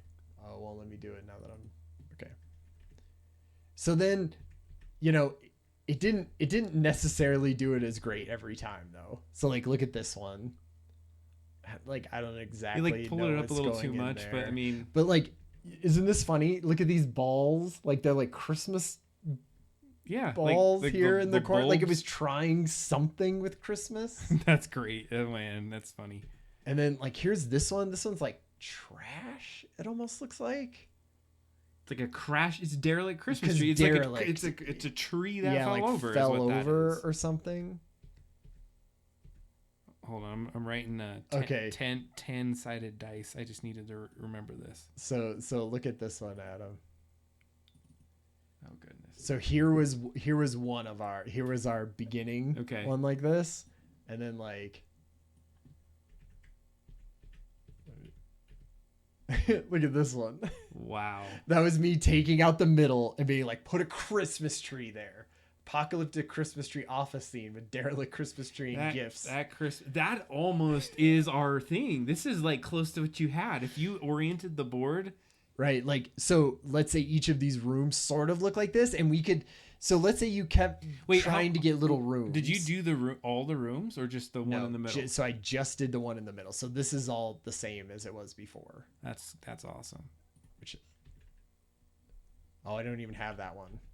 I don't have that one. As an original? This was one. Right. This one was one from the Discord that we had done. Okay.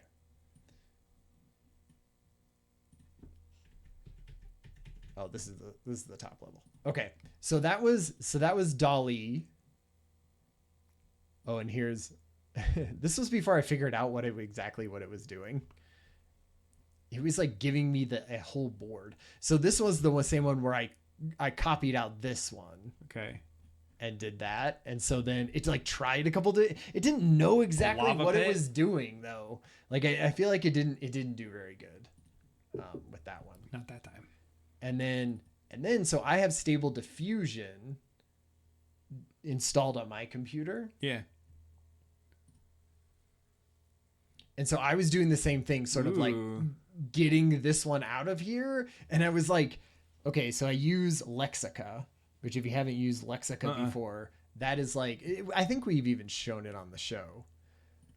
But Lexica is a great way to look up. It's like a Stable Diffusion. Oh, yeah. So then if you go like derelict lab, I spelled derelict terribly. It's still got a lab in there. But then like you can see stuff that you like and be like, oh, I kind of like that stuff. And then it's like, here's what the prompt was for them to get that. And so then you could sort of look through some of that. Let's do one. We got to do one now. It's some Dolly, because you haven't done Dolly yet. No, well, so that's what I was doing. But see, I still couldn't get it to like look very cool. Like I feel like these still just look like garbage rooms. The reason why is the rest of it doesn't have that. It doesn't. That thing. Remember the lava pits down there? That's what it pulled from. That's what it was trying to So get. this one, the reason the other one went so well is it had the thing that we needed to do. Okay, so let's pull in. What image do we want to pull in? to Dolly to start our in painting. I think we do this one again because that one's the closest. Or what can we just? Yeah, let's do this one. Okay. I don't know where the images that you saved or the ones that I saved were. They're right here. DD. Double or triple D's. All right, which you don't. This one on the very right. Yeah, let's do that. Should I be able to pull it right here? I guess. No. I think you have to or upload an image. There we go. So it's in the D's and the dollies. There we go. Okay, and then it says, "Hey, please don't upload, Yeah. celebrity pictures." We're gonna skip the cropping, right? Skip. Okay. Okay, so how this works is basically, so this is in beta, right? This is beta still, but all you're doing is like taking the erase tool and sort of so you have to say yes, that's where I want to put it, because what in painting is you could just expand this, right? Like I don't know if you've seen people that do that. So, but it wouldn't do it for this because there's nothing. There's just black in the background. So let me ask you this: can I adjust the size of this? Oh, it's right here. I see it on the side here. Yeah. So let's just take one room out, like this room, maybe. Well, and even like we know we want it to look like it's a corner piece, like don't we? Maybe. Yeah, because it'll look like it goes up in the corner. Well, I mean, in this case, we're just gonna fill a room. I just want to see it fill a room. Yeah, so totally. how much of the room should I take this side out, this wall out too? Do you think? I don't know. Yeah. Maybe leave it for this one. We'll see. Yeah. I mean, is it just gonna do the floor then? I guess. Yeah, because that's the thing. I think we need to take the wall. Okay. Just like leave that sort of top area, maybe. Okay. So do you want to take it out down here too? Yeah, we're gonna have to take this whole wall out too. Take that whole wall. Yeah. So we're just okay. And some of the other ones you can like feather it a little bit. Like I found in Stable Diffusion they have like, what do you want the opacity to be even, so it like doesn't do it as harshly. Yeah. So basically what we're doing, Kylie, is like we're gonna remove this room and tell it to put a new type of room in there, but it's going to follow the basic sort of like theme of this picture. So if I tell it, so give us an idea. What would this room be? Yeah. If we're just screwing around, right? Yeah, because we would do like, oh, it's like horror, whatever. But we could say anything that we want to put in this room now. So like, do like a swimming pool. It really could be an auto body repair shop. So okay, we got that done, and then at the top we get to put what we want to put in there. So we got to put a text prompt, right? Yeah, and so I found that it was better to put in a bunch of the words that you already use. So yes, it will follow that sort of idea, but if you don't put in horror, sci-fi, like those types of things. But we've never done it on this one, right? But I mean, this originally had a prompt. Yeah. Right. Okay, let's do horror, Christmas, sci-fi, auto body shop. And do like derelict or something, right? Like it needs to be like, and put like Fallout 3 or put just Fallout. All right, let's see here. Do you have to do them with commas? Do you need commas? I don't know. I haven't used Dolly that much. I'm a big shot. Body. Oh yeah, shot. Oops. Ah, man, it's like I'm typing over the. Thank you for pointing that out. We appreciate you. I appreciate that. I appreciate that being the very first chat for is pointing out Adam's misspelling. It's like his typos. It is. I'm notorious for that too. So I think typing when people are watching is the worst. Yes. Okay. Do we think? Let's just roll the dice. Let's roll the dice. Let's just see what it does. Okay. Nice. Good. All right, so it's either going to be terrible, and I feel like it's going to be terrible. So I think it's doing it, right? Yeah, so you can see it up here, right, moving. And I think these do, oh yeah, here's the bar down at the bottom. Oh, it's the blue bar. Blue bar. Remember we used to do the drum roll? Yeah. Man, That it shows how far we've come to the. Oh yeah, that looks great.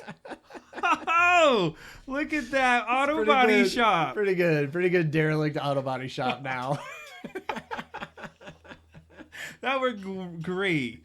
Pretty good. Oh man, I feel Dolly like it does did a good job. I feel like it did a lot better. Dolly did a lot better on these than Stable Diffusion did, in my opinion. I mean, we didn't put that much in there. We did the horror Christmas sci-fi. Yeah, I feel like that feels like Fallout. That feels very Fallout. That like old timey. Does it give you multiple versions? Yeah. Oh, sick! Let's go check it out. Okay, yeah. So that one doesn't even have the auto. It's like the leftover stuff of the. Oh man, see, I feel like it's that one. No, it's good. It's like. But I think you could use pieces of that to almost Photoshop it all together and make it even more packed or less packed. See, like this one's the best, but it's like, how did the freaking truck get in there? Yeah, totally. Like the one that I like to have a sleigh auto body shop. Nice. That's true. Yeah, it should be a sleigh. Okay, so change it. Can I cancel this? Yeah. So auto sleigh shop. Oh yeah, just hit. You're like, I don't want to pay for that one. No, accept. Well, it doesn't even do that, right? Okay, so we say a sleigh, like sci-fi Santa sleigh, and then Satna. Hey, shut up! Just kidding. Not Satan. Can you type? I can't even see right now. All right, it's too far away from me. Santa sleigh. There we go. Right. And then do Oh man, like repair. I almost feel like it needs to be. No, that's good. And then do we want like garage? I know you've been really up on that derelict. Because I found that word shows like is things are broken and crappy, right? It's not sci-fi BioShock. Okay, sleigh. What was the word that you said? I was thinking garage, but I don't know, because then we could have erased more and then it had an actual door. But whatever. And fine. Now I'm putting post-apocalyptic. Oh yeah, okay, that could be good. Maybe let's try that instead of derelict. Oh God, POC. Yeah, put you on the hot seat there. You could have just copied Kylie right out of Discord there. Is that? Do we have some kind of something to correct me here? You did it so wrong. Yeah, I was gonna say there's so many O's. Let's just do it this way. This is my go-to. Just chuck it into the browser and see how it comes out. And there it is. There's the word we needed, Ryan. You're like that 5th grade word that I should know. All right. We ready to generate on this? Yeah. I like this. All right. It's like zoom it out. Can I? How do you? I'm just using the plus and minus. There we go. I want to see the bar. I mean, it's pretty fast. You know, it's about and you get 4 versions. And you get 4. This. Yeah.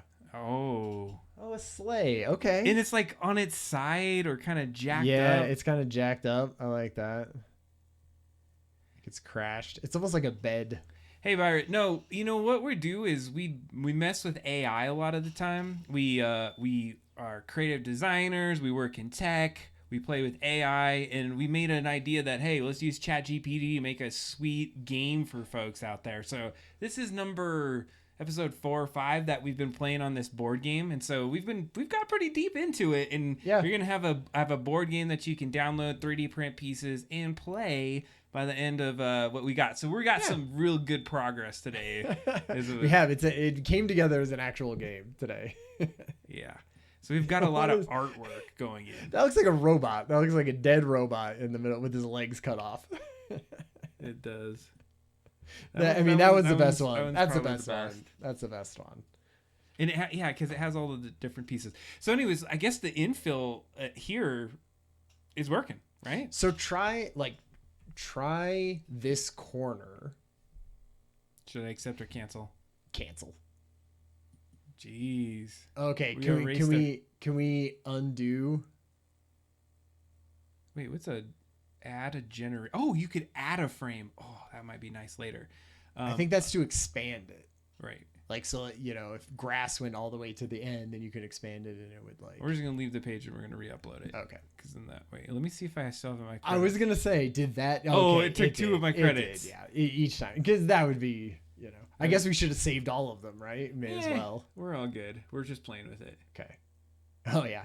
And we'll be 3D printing all of the thank you other parts. Yeah, I mean, I think you just missed the 3D print run, but we just finished out some of that. So yeah, it charges you. So there's charging of certain DALL-E costs. So ChatGPT doesn't right now. You could still use it for free. Well, and so so there's a couple other ones that we use too. I don't think you do infill with Midjourney, right? I don't think you can do midfill with Midjourney. Or at infill. Yeah. But check this out. This is a Discord. It's called Midjourney, where you can prompt and create some sweet AI. I want to do some of that tonight for sure, because I was having a hell of a time trying to get any of these tiles. These are some of our characters that we've been designing for the game, at least for some of the visuals on the cards that we're going to do. So just to give you kind of like the journey that we've been on, this is like when we were looking at game boards and trying to come up with this, and all developed with... this one's Midjourney. So we've been using the crap out of Midjourney. Yeah. So...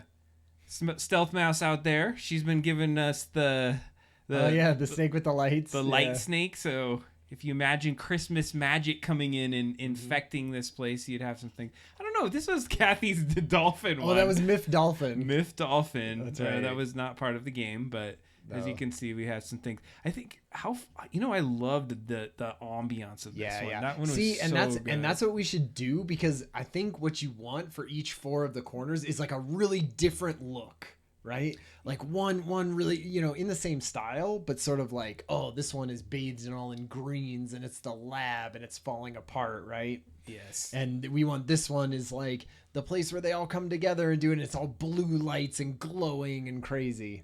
And everything you're seeing here is just generated by AI. This is nothing that are pictures or anything real. This is just us prompting it with words and trying to build it out. Okay. Can we look at something now that we're in this section of characters? Okay, yeah, sure. That you have. Which one? So scroll down a little bit. The like these types of characters. So do you want to look at the 3? So because here's what we want in the end. We want to be able to 3D print characters, right? That we come up with. Yeah. But we're never going to be able to go in and model those characters in 3D, right? So you need a program that will take a 2D image and turn it into a 3D model. And so, oh dang, I don't have the... So I think I have been trying to play with Blender a little bit more, and so it's not going to get to this level of detail. No. I feel like that goes fully against our fully AI game. Okay. So there's I can't believe it's like, of course I can't, because it's in my bookmarks. And I don't have that. But anyway, there's a program. There's our original snowman. Love him. Yeah, that's Jack Frost or Dr. Frost. Yeah, with his crack pipe and his That's him getting hit with Christmas magic straight in the friggin' face. So what this AI program does, right, is I think you can. It's for like businesses, but they have a demo version that's like $6 or $10, and you get three creations. Yes. And it takes an image of something, and then it makes it into a fully 3D model, and you could sort of tweak it and do stuff, and then it gives you that model. So that's why I feel like we could get to something like what you showed before of an actual little model of a guy. Like we can get that in Midjourney, and then we could just go to this place and then have it do that model and then print that model.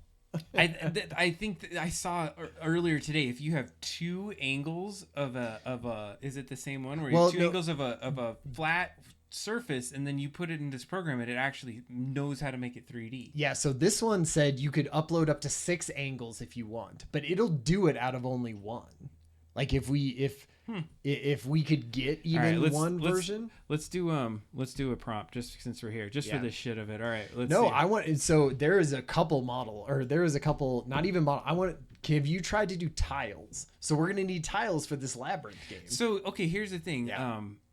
That was something I wanted to try tonight. So one of the Me ways, too, because I would love to see it because I had had a hell of a time. Here was what I was thinking we do is we go back into Photoshop, and I'm gonna grab a quick tile here, like one of these tiles. I just need a version of a tile, and so like let's do an L-shaped one, an L-shaped tile right here, and I'm gonna grab that from the board, and I'm just gonna do a new.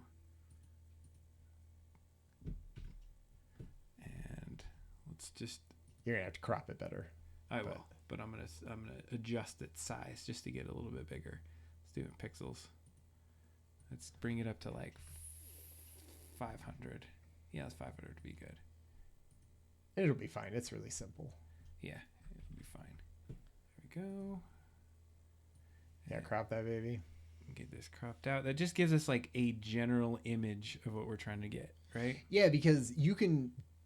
This is like I mean, if anyone is into AI out there and watch, or you're on those AI subreddits and all of that kind of stuff, they always have images of like, here's the crappiest drawing I've ever drawn of like a hill and a sun, and then you put it into there and you go, start with this, but make me some amazing, photorealistic landscape, and it does it with the sun and the hills sort of based around your very terrible drawing.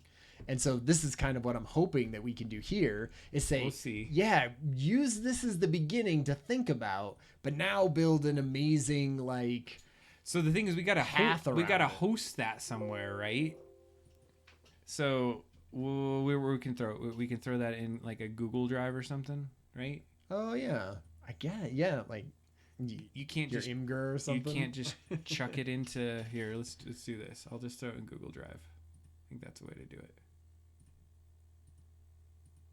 All right, I'm gonna cut over here for a second while I get this in Google Drive, because then I'll share it out, and then we'll have an image that we should be able to access, right? Oh, because that Midjourney, Midjourney is out of Discord. Like that's how Midjourney works, right? Is you sign up for their Discord, you attach their thing to your Discord, and then you can do it through there. But that means that anytime you want to upload an image, it can't just be a file upload. It has to be a link already out.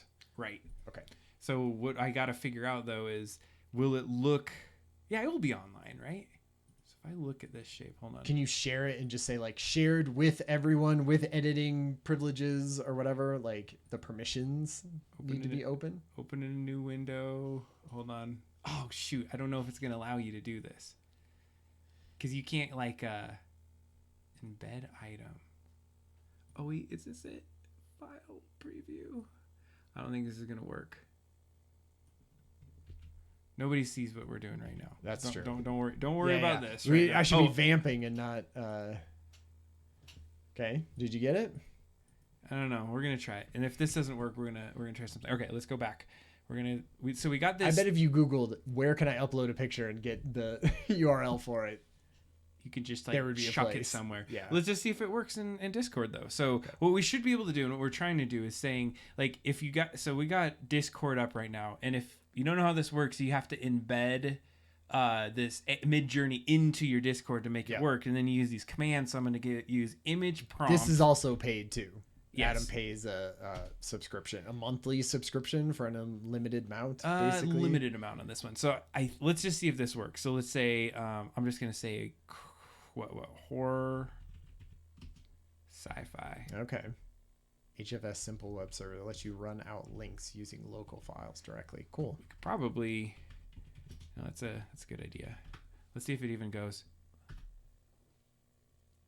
Yeah, so it's an invalid link. So that's what it's happening. So we just need to throw it somewhere where there's a link. So let's just do an Imgur. So Ryan, you gotta vamp for a second. I'm gonna log in my Imgur. Oh, you're just gonna do Imgur? Okay. I'm gonna do my Imgur. Because I put a ton of stuff actually on Imgur. Like I like hosting GIFs that I create on there, and then I just link them out like that. I still use it. I'm sure there are better image hosting sites out there, but I feel like Reddit has endeared me to Imgur.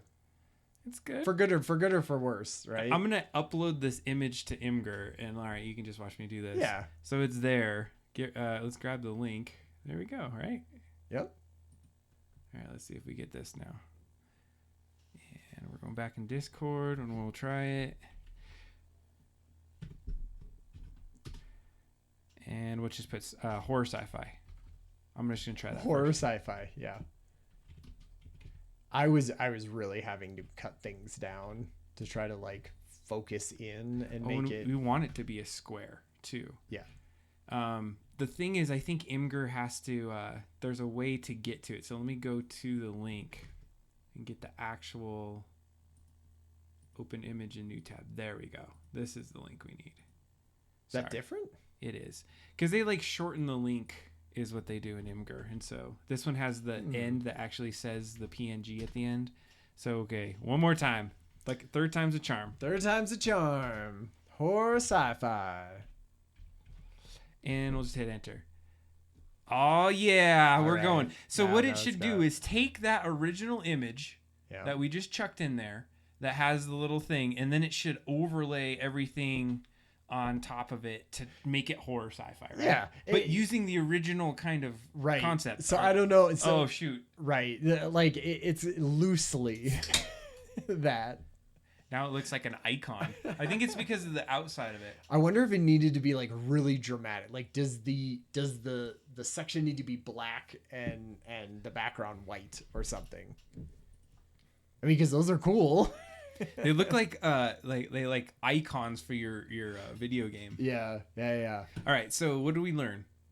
We got to do. Do we need to call it a path?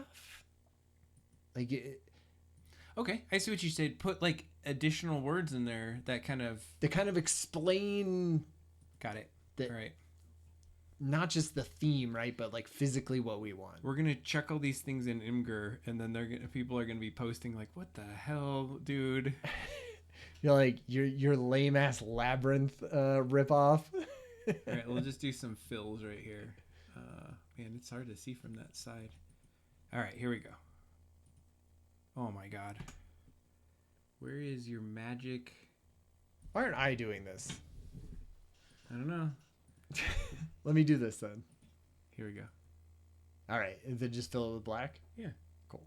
That's what you're gonna do. Totally. Right? Okay. And how did I fill it black? Just kidding. God, you know what I hate is those stupid tips on this. Oh, where it plays the little video or whatever next to it? Yeah, I hate that. I think. Do you think it would be better if I cut this out as well? Just make it literally just a path? Yeah. I think probably. Okay. Like we can make it into a tile. Yeah. Right. We can do all the other parts to it. But just yeah, I'll be interested. Like this is a good experiment, right? Like this is very. There you go. Yeah. That looks great. Okay. So we're gonna do that. I'm just gonna call it L shape. We're gonna save it as that. We're gonna replace that. We gotta go back to Imgur. Where's our Imgur? Oh, that's right. We gotta upload it every time. I know. It's a pain. There's got to be an easier way to do it. There's got to be an easier way. Somebody just was saying an easier way. I know. I wasn't smart enough to know like what that was. Yeah. So putting it in there. So let's just go with another post. How do I get to like the front of Imgur? Add a new post. There we go. So you get to watch our Imgur work. So I think this time what we got to do is grab and put like the word path into it, is what you were saying? Maybe like does it need because right now it's just thinking of this as a logo, right? Yes. So it needs to know like top down path, right? From above or something. You know those words that we were using when we were talking about the game, satellite view, those types of things. To say like, hey, this isn't a logo, it's like a aerial view of a path.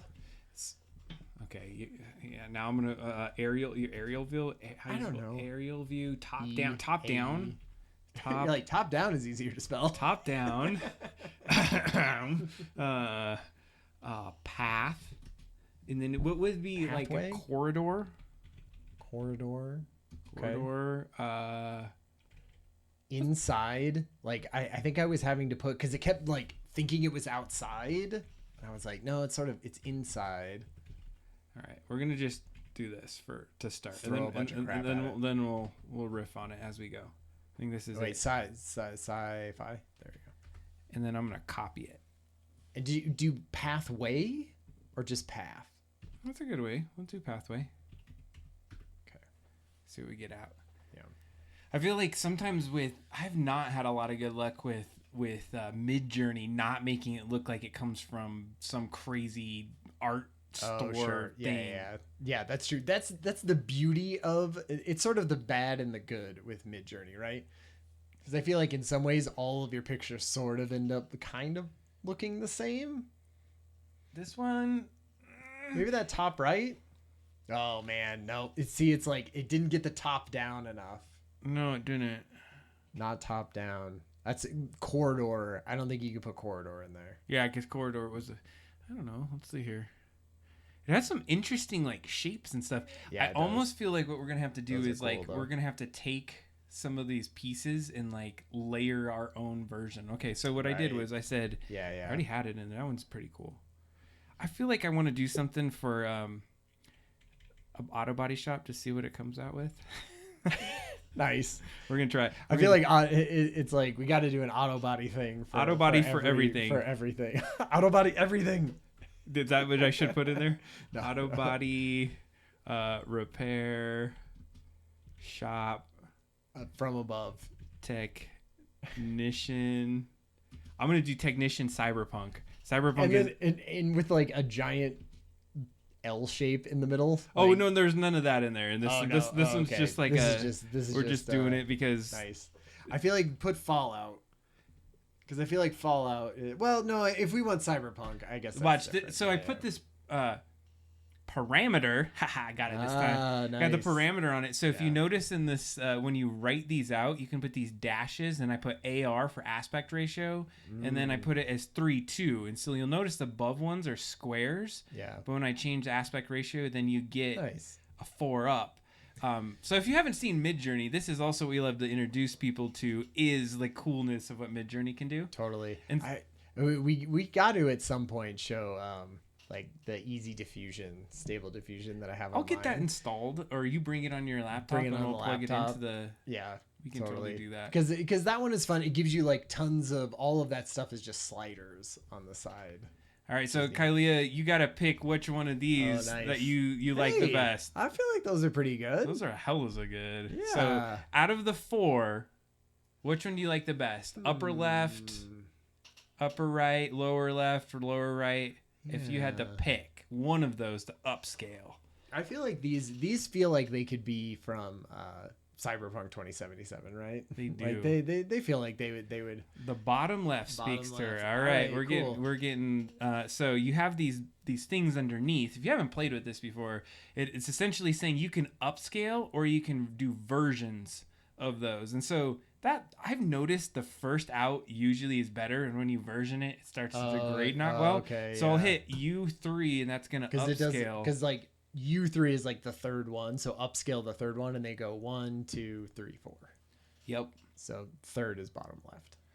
And if you look at the backdrop of our show when we start and things like that, we've used AI to create that kind of stuff. Real fun stuff. Mm-hmm. But yeah, the upscale usually takes a second. But going back to well, we wait for this because usually when it upscales, it takes a little bit.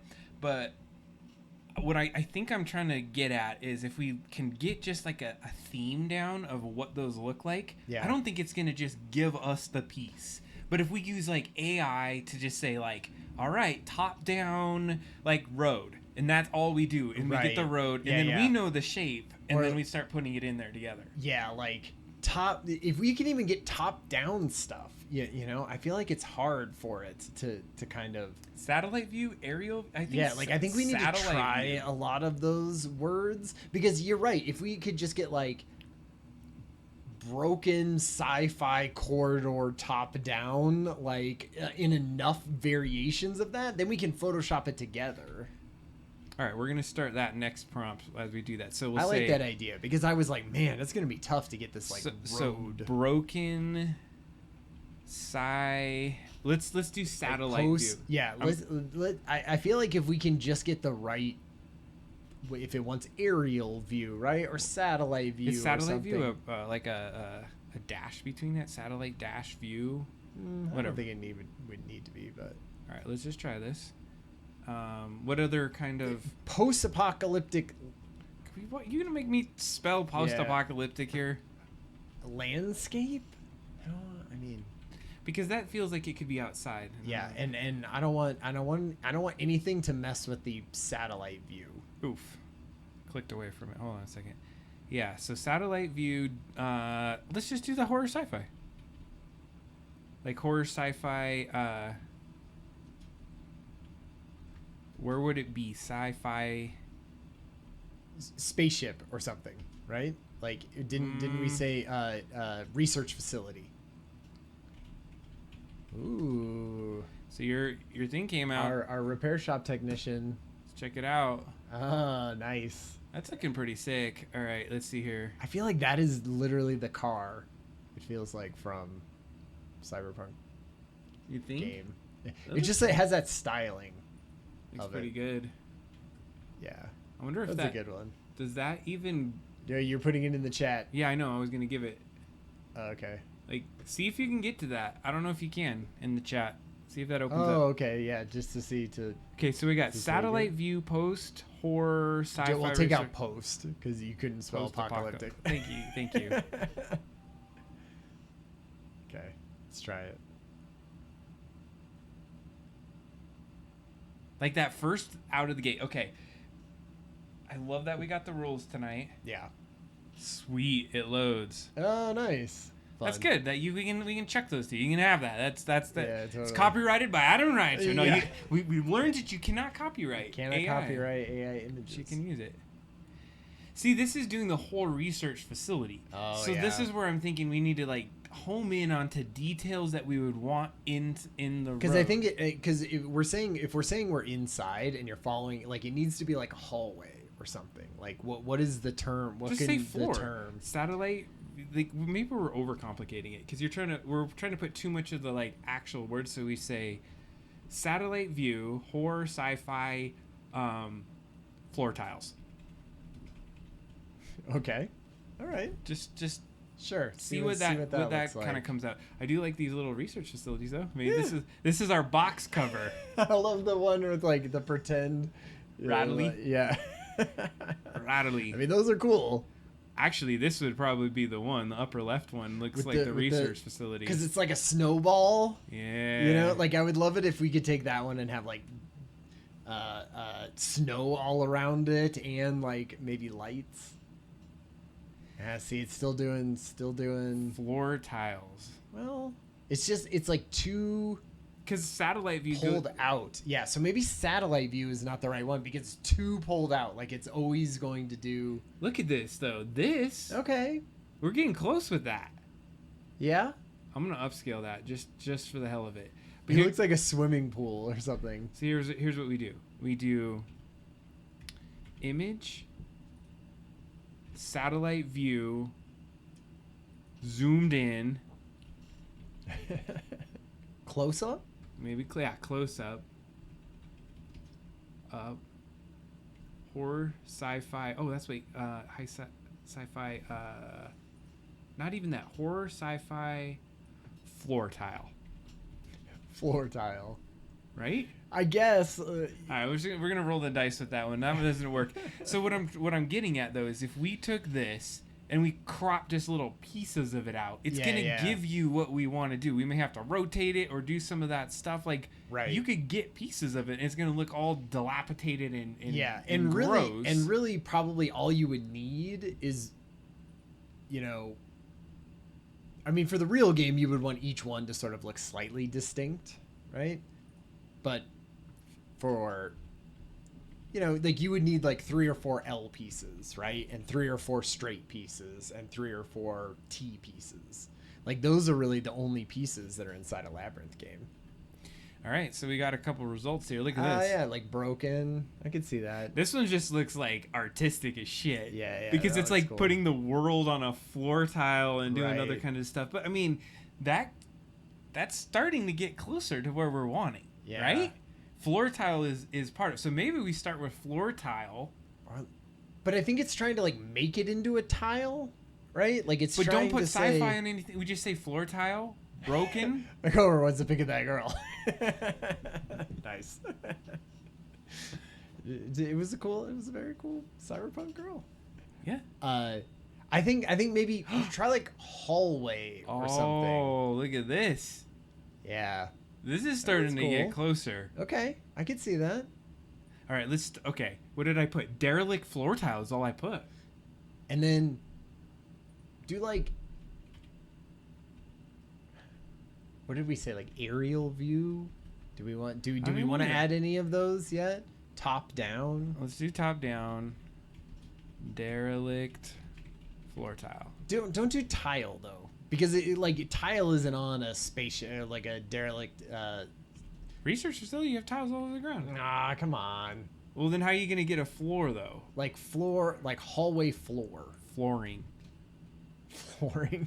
You can't get to the if you put hallway, it's gonna give you a hallway. You think that changes like the hell yeah. it's just gonna do hallway? All right, yeah.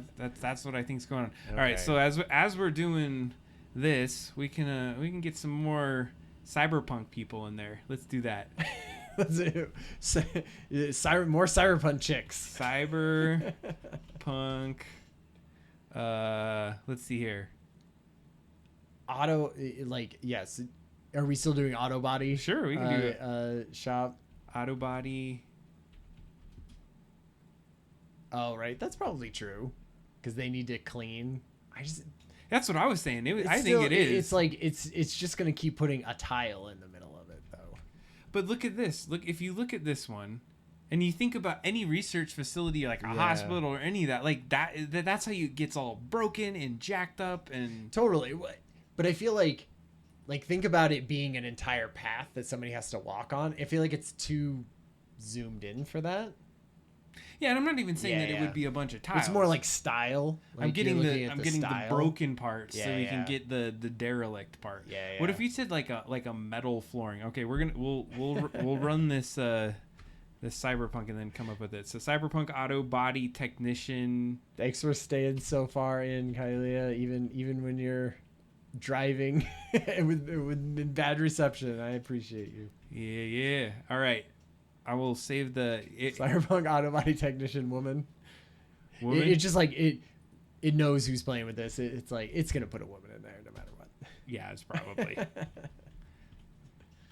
just so you could have that one for later for your coworker. They can get their cyberpunk auto body person. But all right, the tile.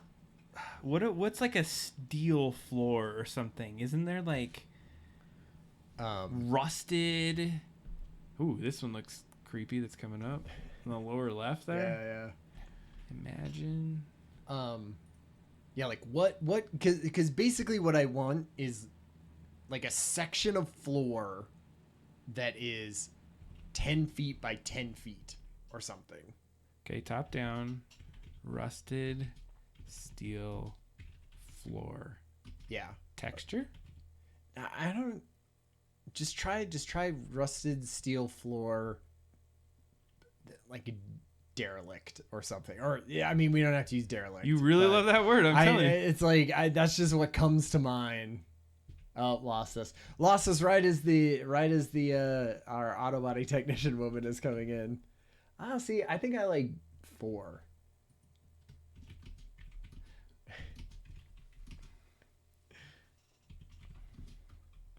Yeah, we'll let her know that we got a auto body tech cyberpunk.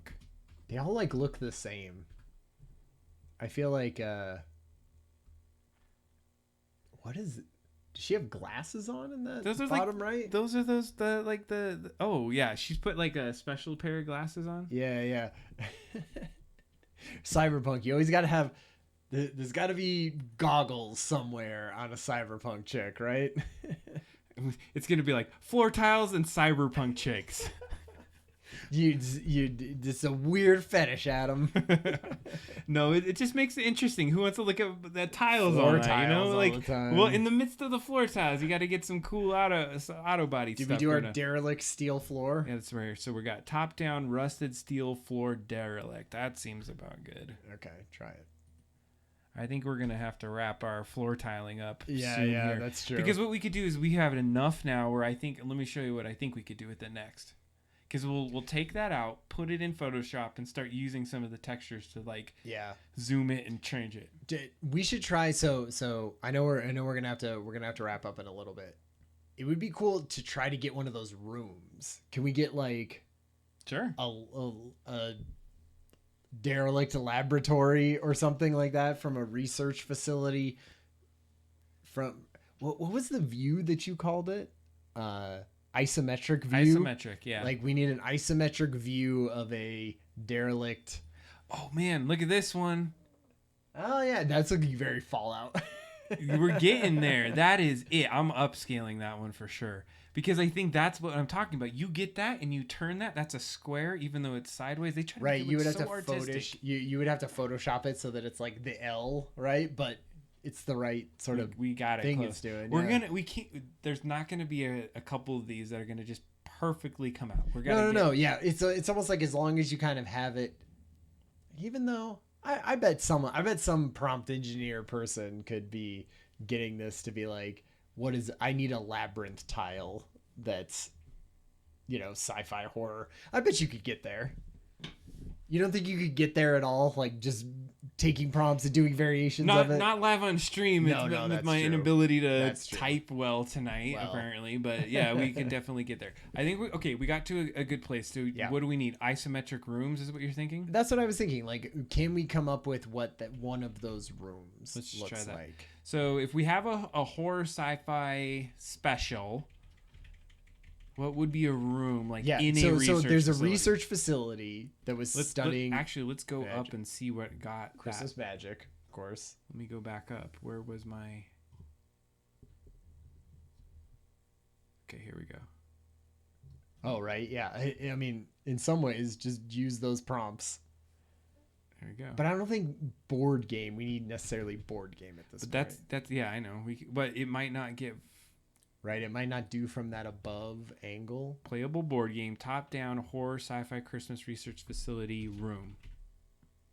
Laboratory room. Okay, then we research facility laboratory. Yeah. Sorry. Did I get it? Did I get it? I think. I'm not sure. And it needs to be a square anyway, so I'll leave it as a square. Yeah, it does need to be a square. Okay. Well, that's coming on. What do you Oh, think? neat. I think that's looking good, man. Yeah, that does seem, because that seems pulled out to the area that I would. It's almost like we need it from like 30 feet above the ground or something. So we wait for this other piece to drop in. Let's go back in here. So if I file, let's place that crazy thing in here. And then you rotate it. Oh God, that's not what I was meaning to do. Oh Jesus. All right. I forget that it's not the same things. I probably will have to get the perspective on a little bit different. See, it's not the tile yet. Right, but that's like a good texture, like a cool texture for it. Yeah, okay, let's do this. I'm gonna just duplicate the layer. I'll show you Adam's ghetto version of Photoshop. So I would rasterize this. Where's rasterize in this? It's probably already there it is. rasterized, No, right? it's not rasterized. There we go. Okay. And then get my tool. Oh shit! I forgot they did that crap. There's your path. That's straight across.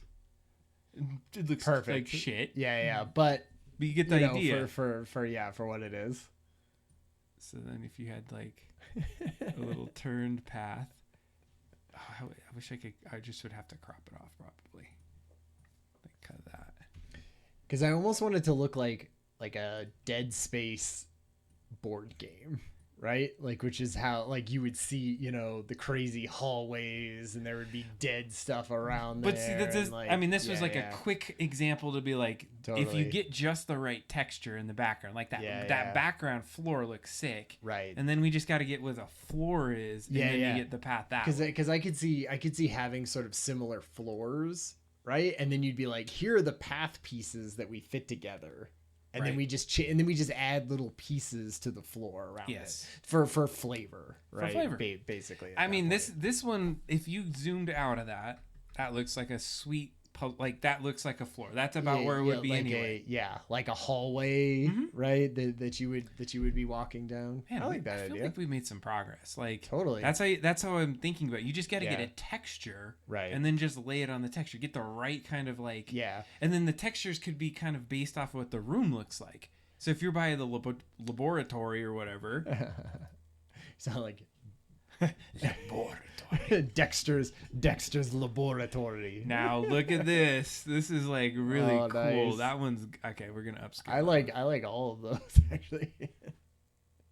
That looks like a prison. See, like the one at the top has the most sort of top down. But see, like that's the thing is every time you put game board or something, it shows the entire thing. We need like one single room of that.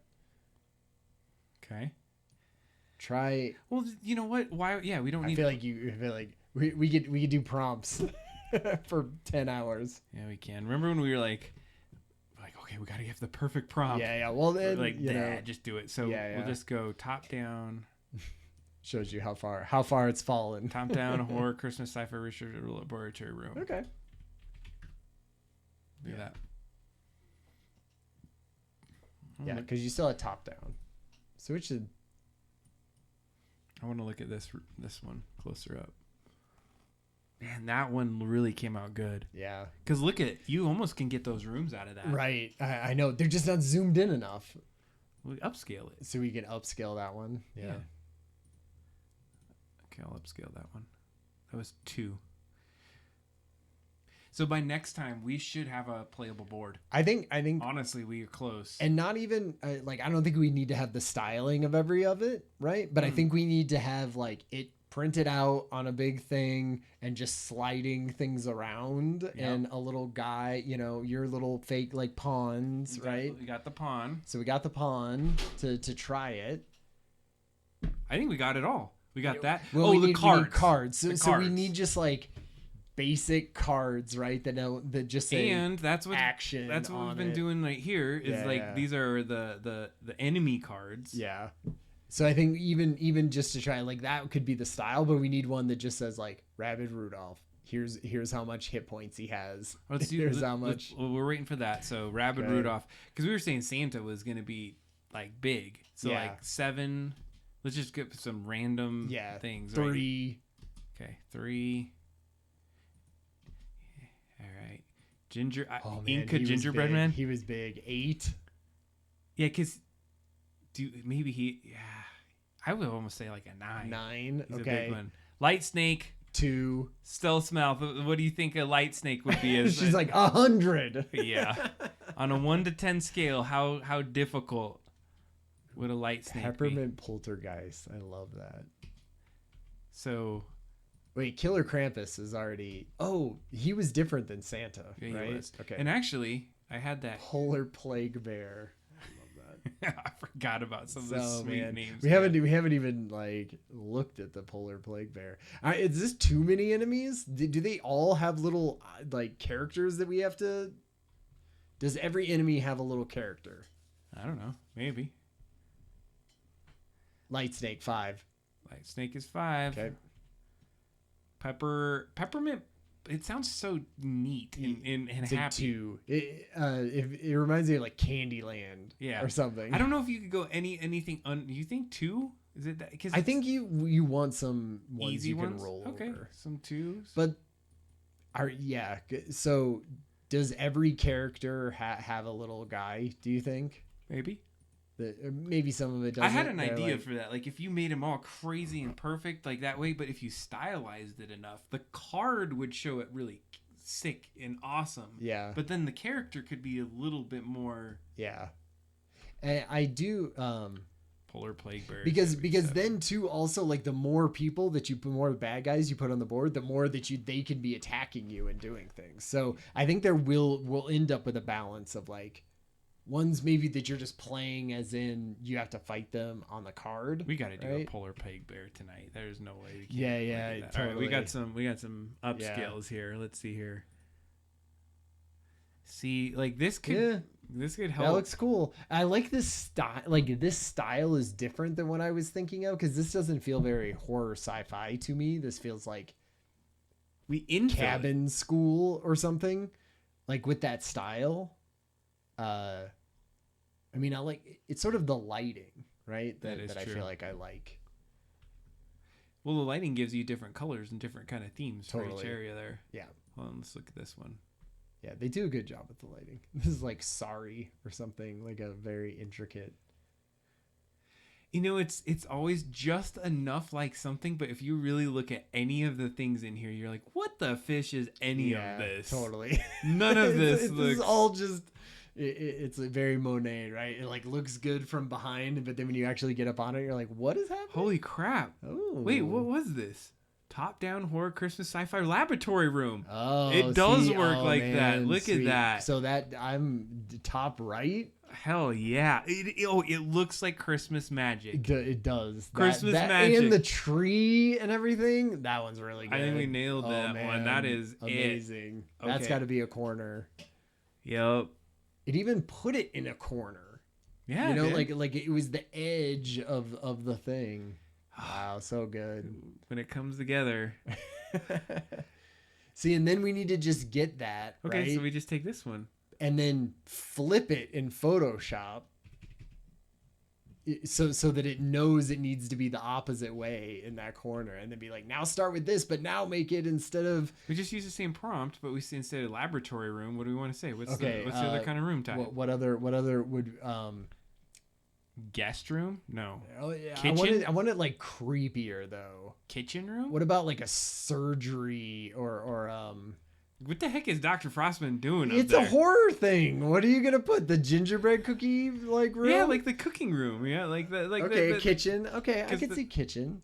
And we need a place like, and maybe that one was it, where they're going to do it, right? Like we need a place where they're,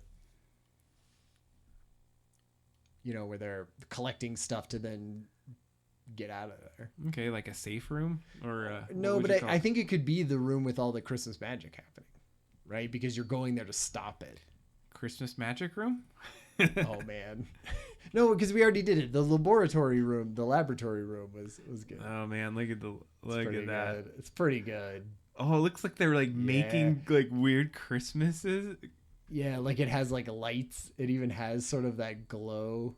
Like there's it's pretty good. The depth of that just looks amazing. Looks nice. I love it. It just looks nice. All right, great.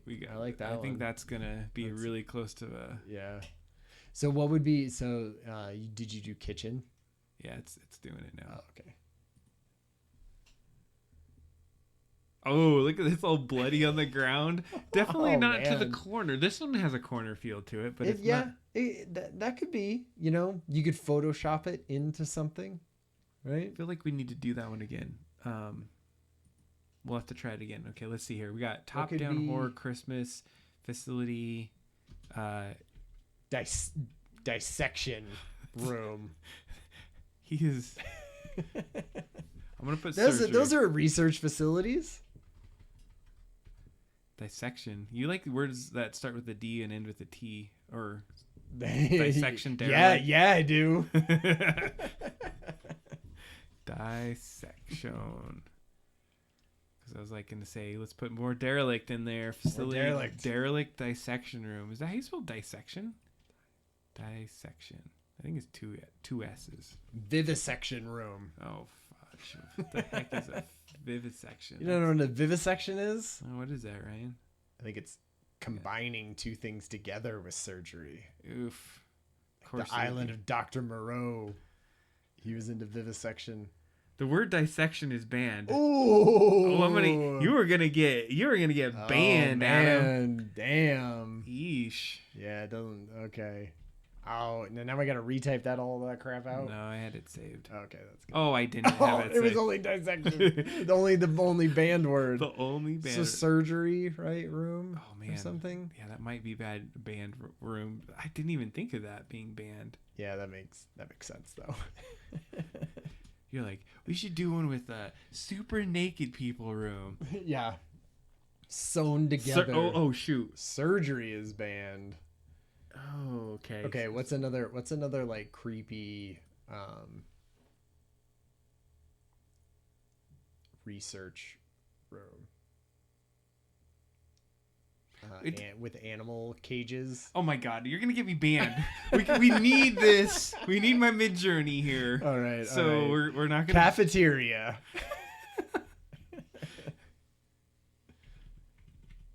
Operating. I don't think they're not. Are they gonna give you operating room? Try it. Let's see here. I forgot to put the prompt. Thankfully, I saw that before I hit enter. Oh, right, because you have to say, like, I want this to be not just a message, like a mortuary. Oh, yeah. Crematorium. All right, you got operating. All right, it got operating room. It's going to give it to us. It's like, we won't do this, but we'll give you a room with bloody-ass floor and a refrigerator. Right. I mean, Jeez. He's doing horror. Okay, these seem like good. Isometric, that was what we had to use. The word This one didn't have isometric. Mm-mm. But I was saying that was what we were thinking about earlier. Top right. You're like, come on, top right. You're like, come on, do good. That is it. That's I think that is good. it. All right, we're up. Wait, let's just look at it one more time. I like this. Like surgery with Christmas in it. Oh, yeah, that is cool. It's just at the wrong angle. Mm-hmm. All right, we're using top right. Do top right, especially like an up-res top right. I wonder it could like flesh out some of the details to make it seem more surgery, because I don't know if it necessarily looks like a operating room. Here, let's try this. Imagine. What was that other room you were saying? Mortuary? Mortuary.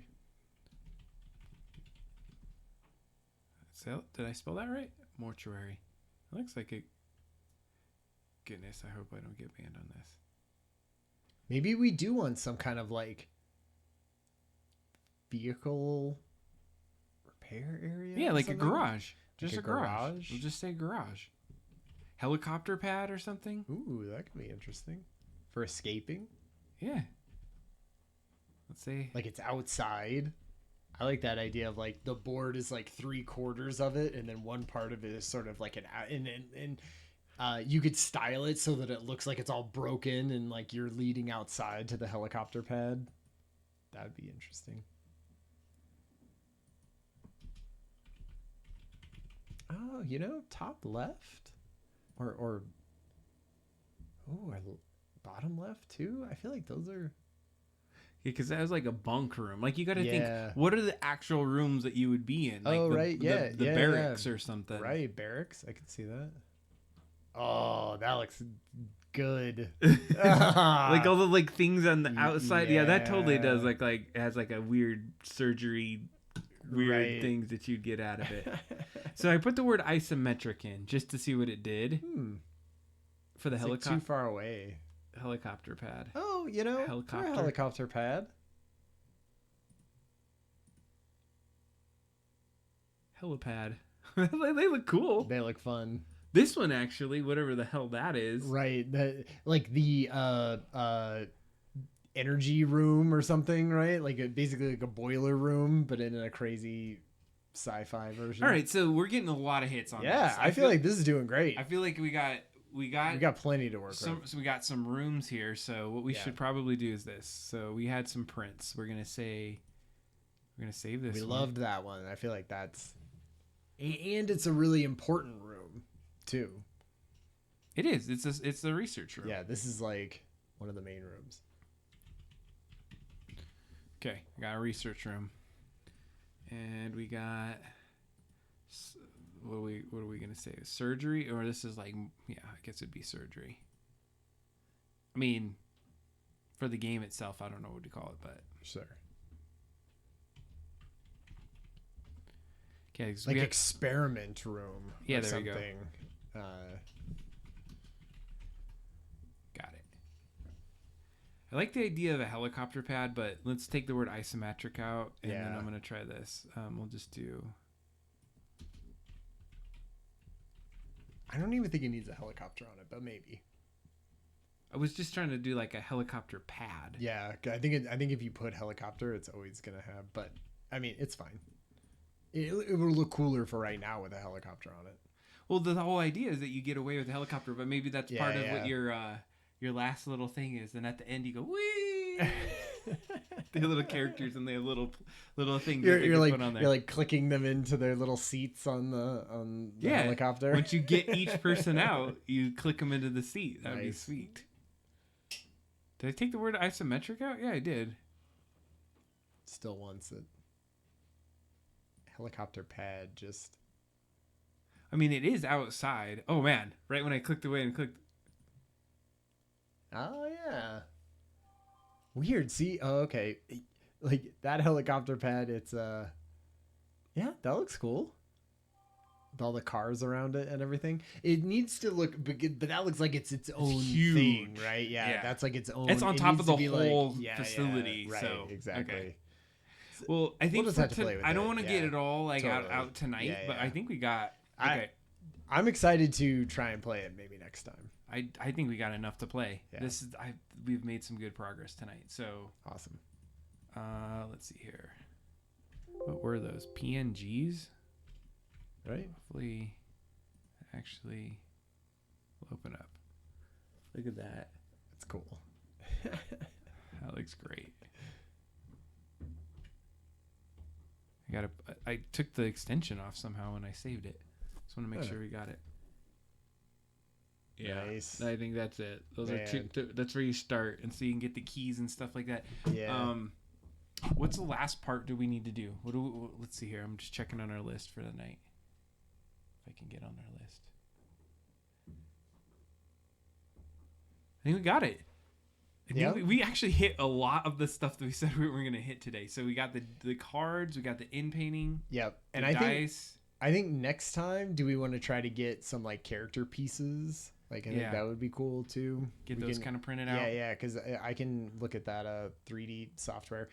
So if are we wrapping up the show? We gotta say like, so next week, right? Adam's not going to be here. He's going on a business trip, and so I'll probably be playing Halo. I'm going to be playing Halo. So I've been playing Halo by myself. Happened? I know what happened last time. What happened last Thursday? So I played Halo, and if you didn't watch it's on VOD. Okay.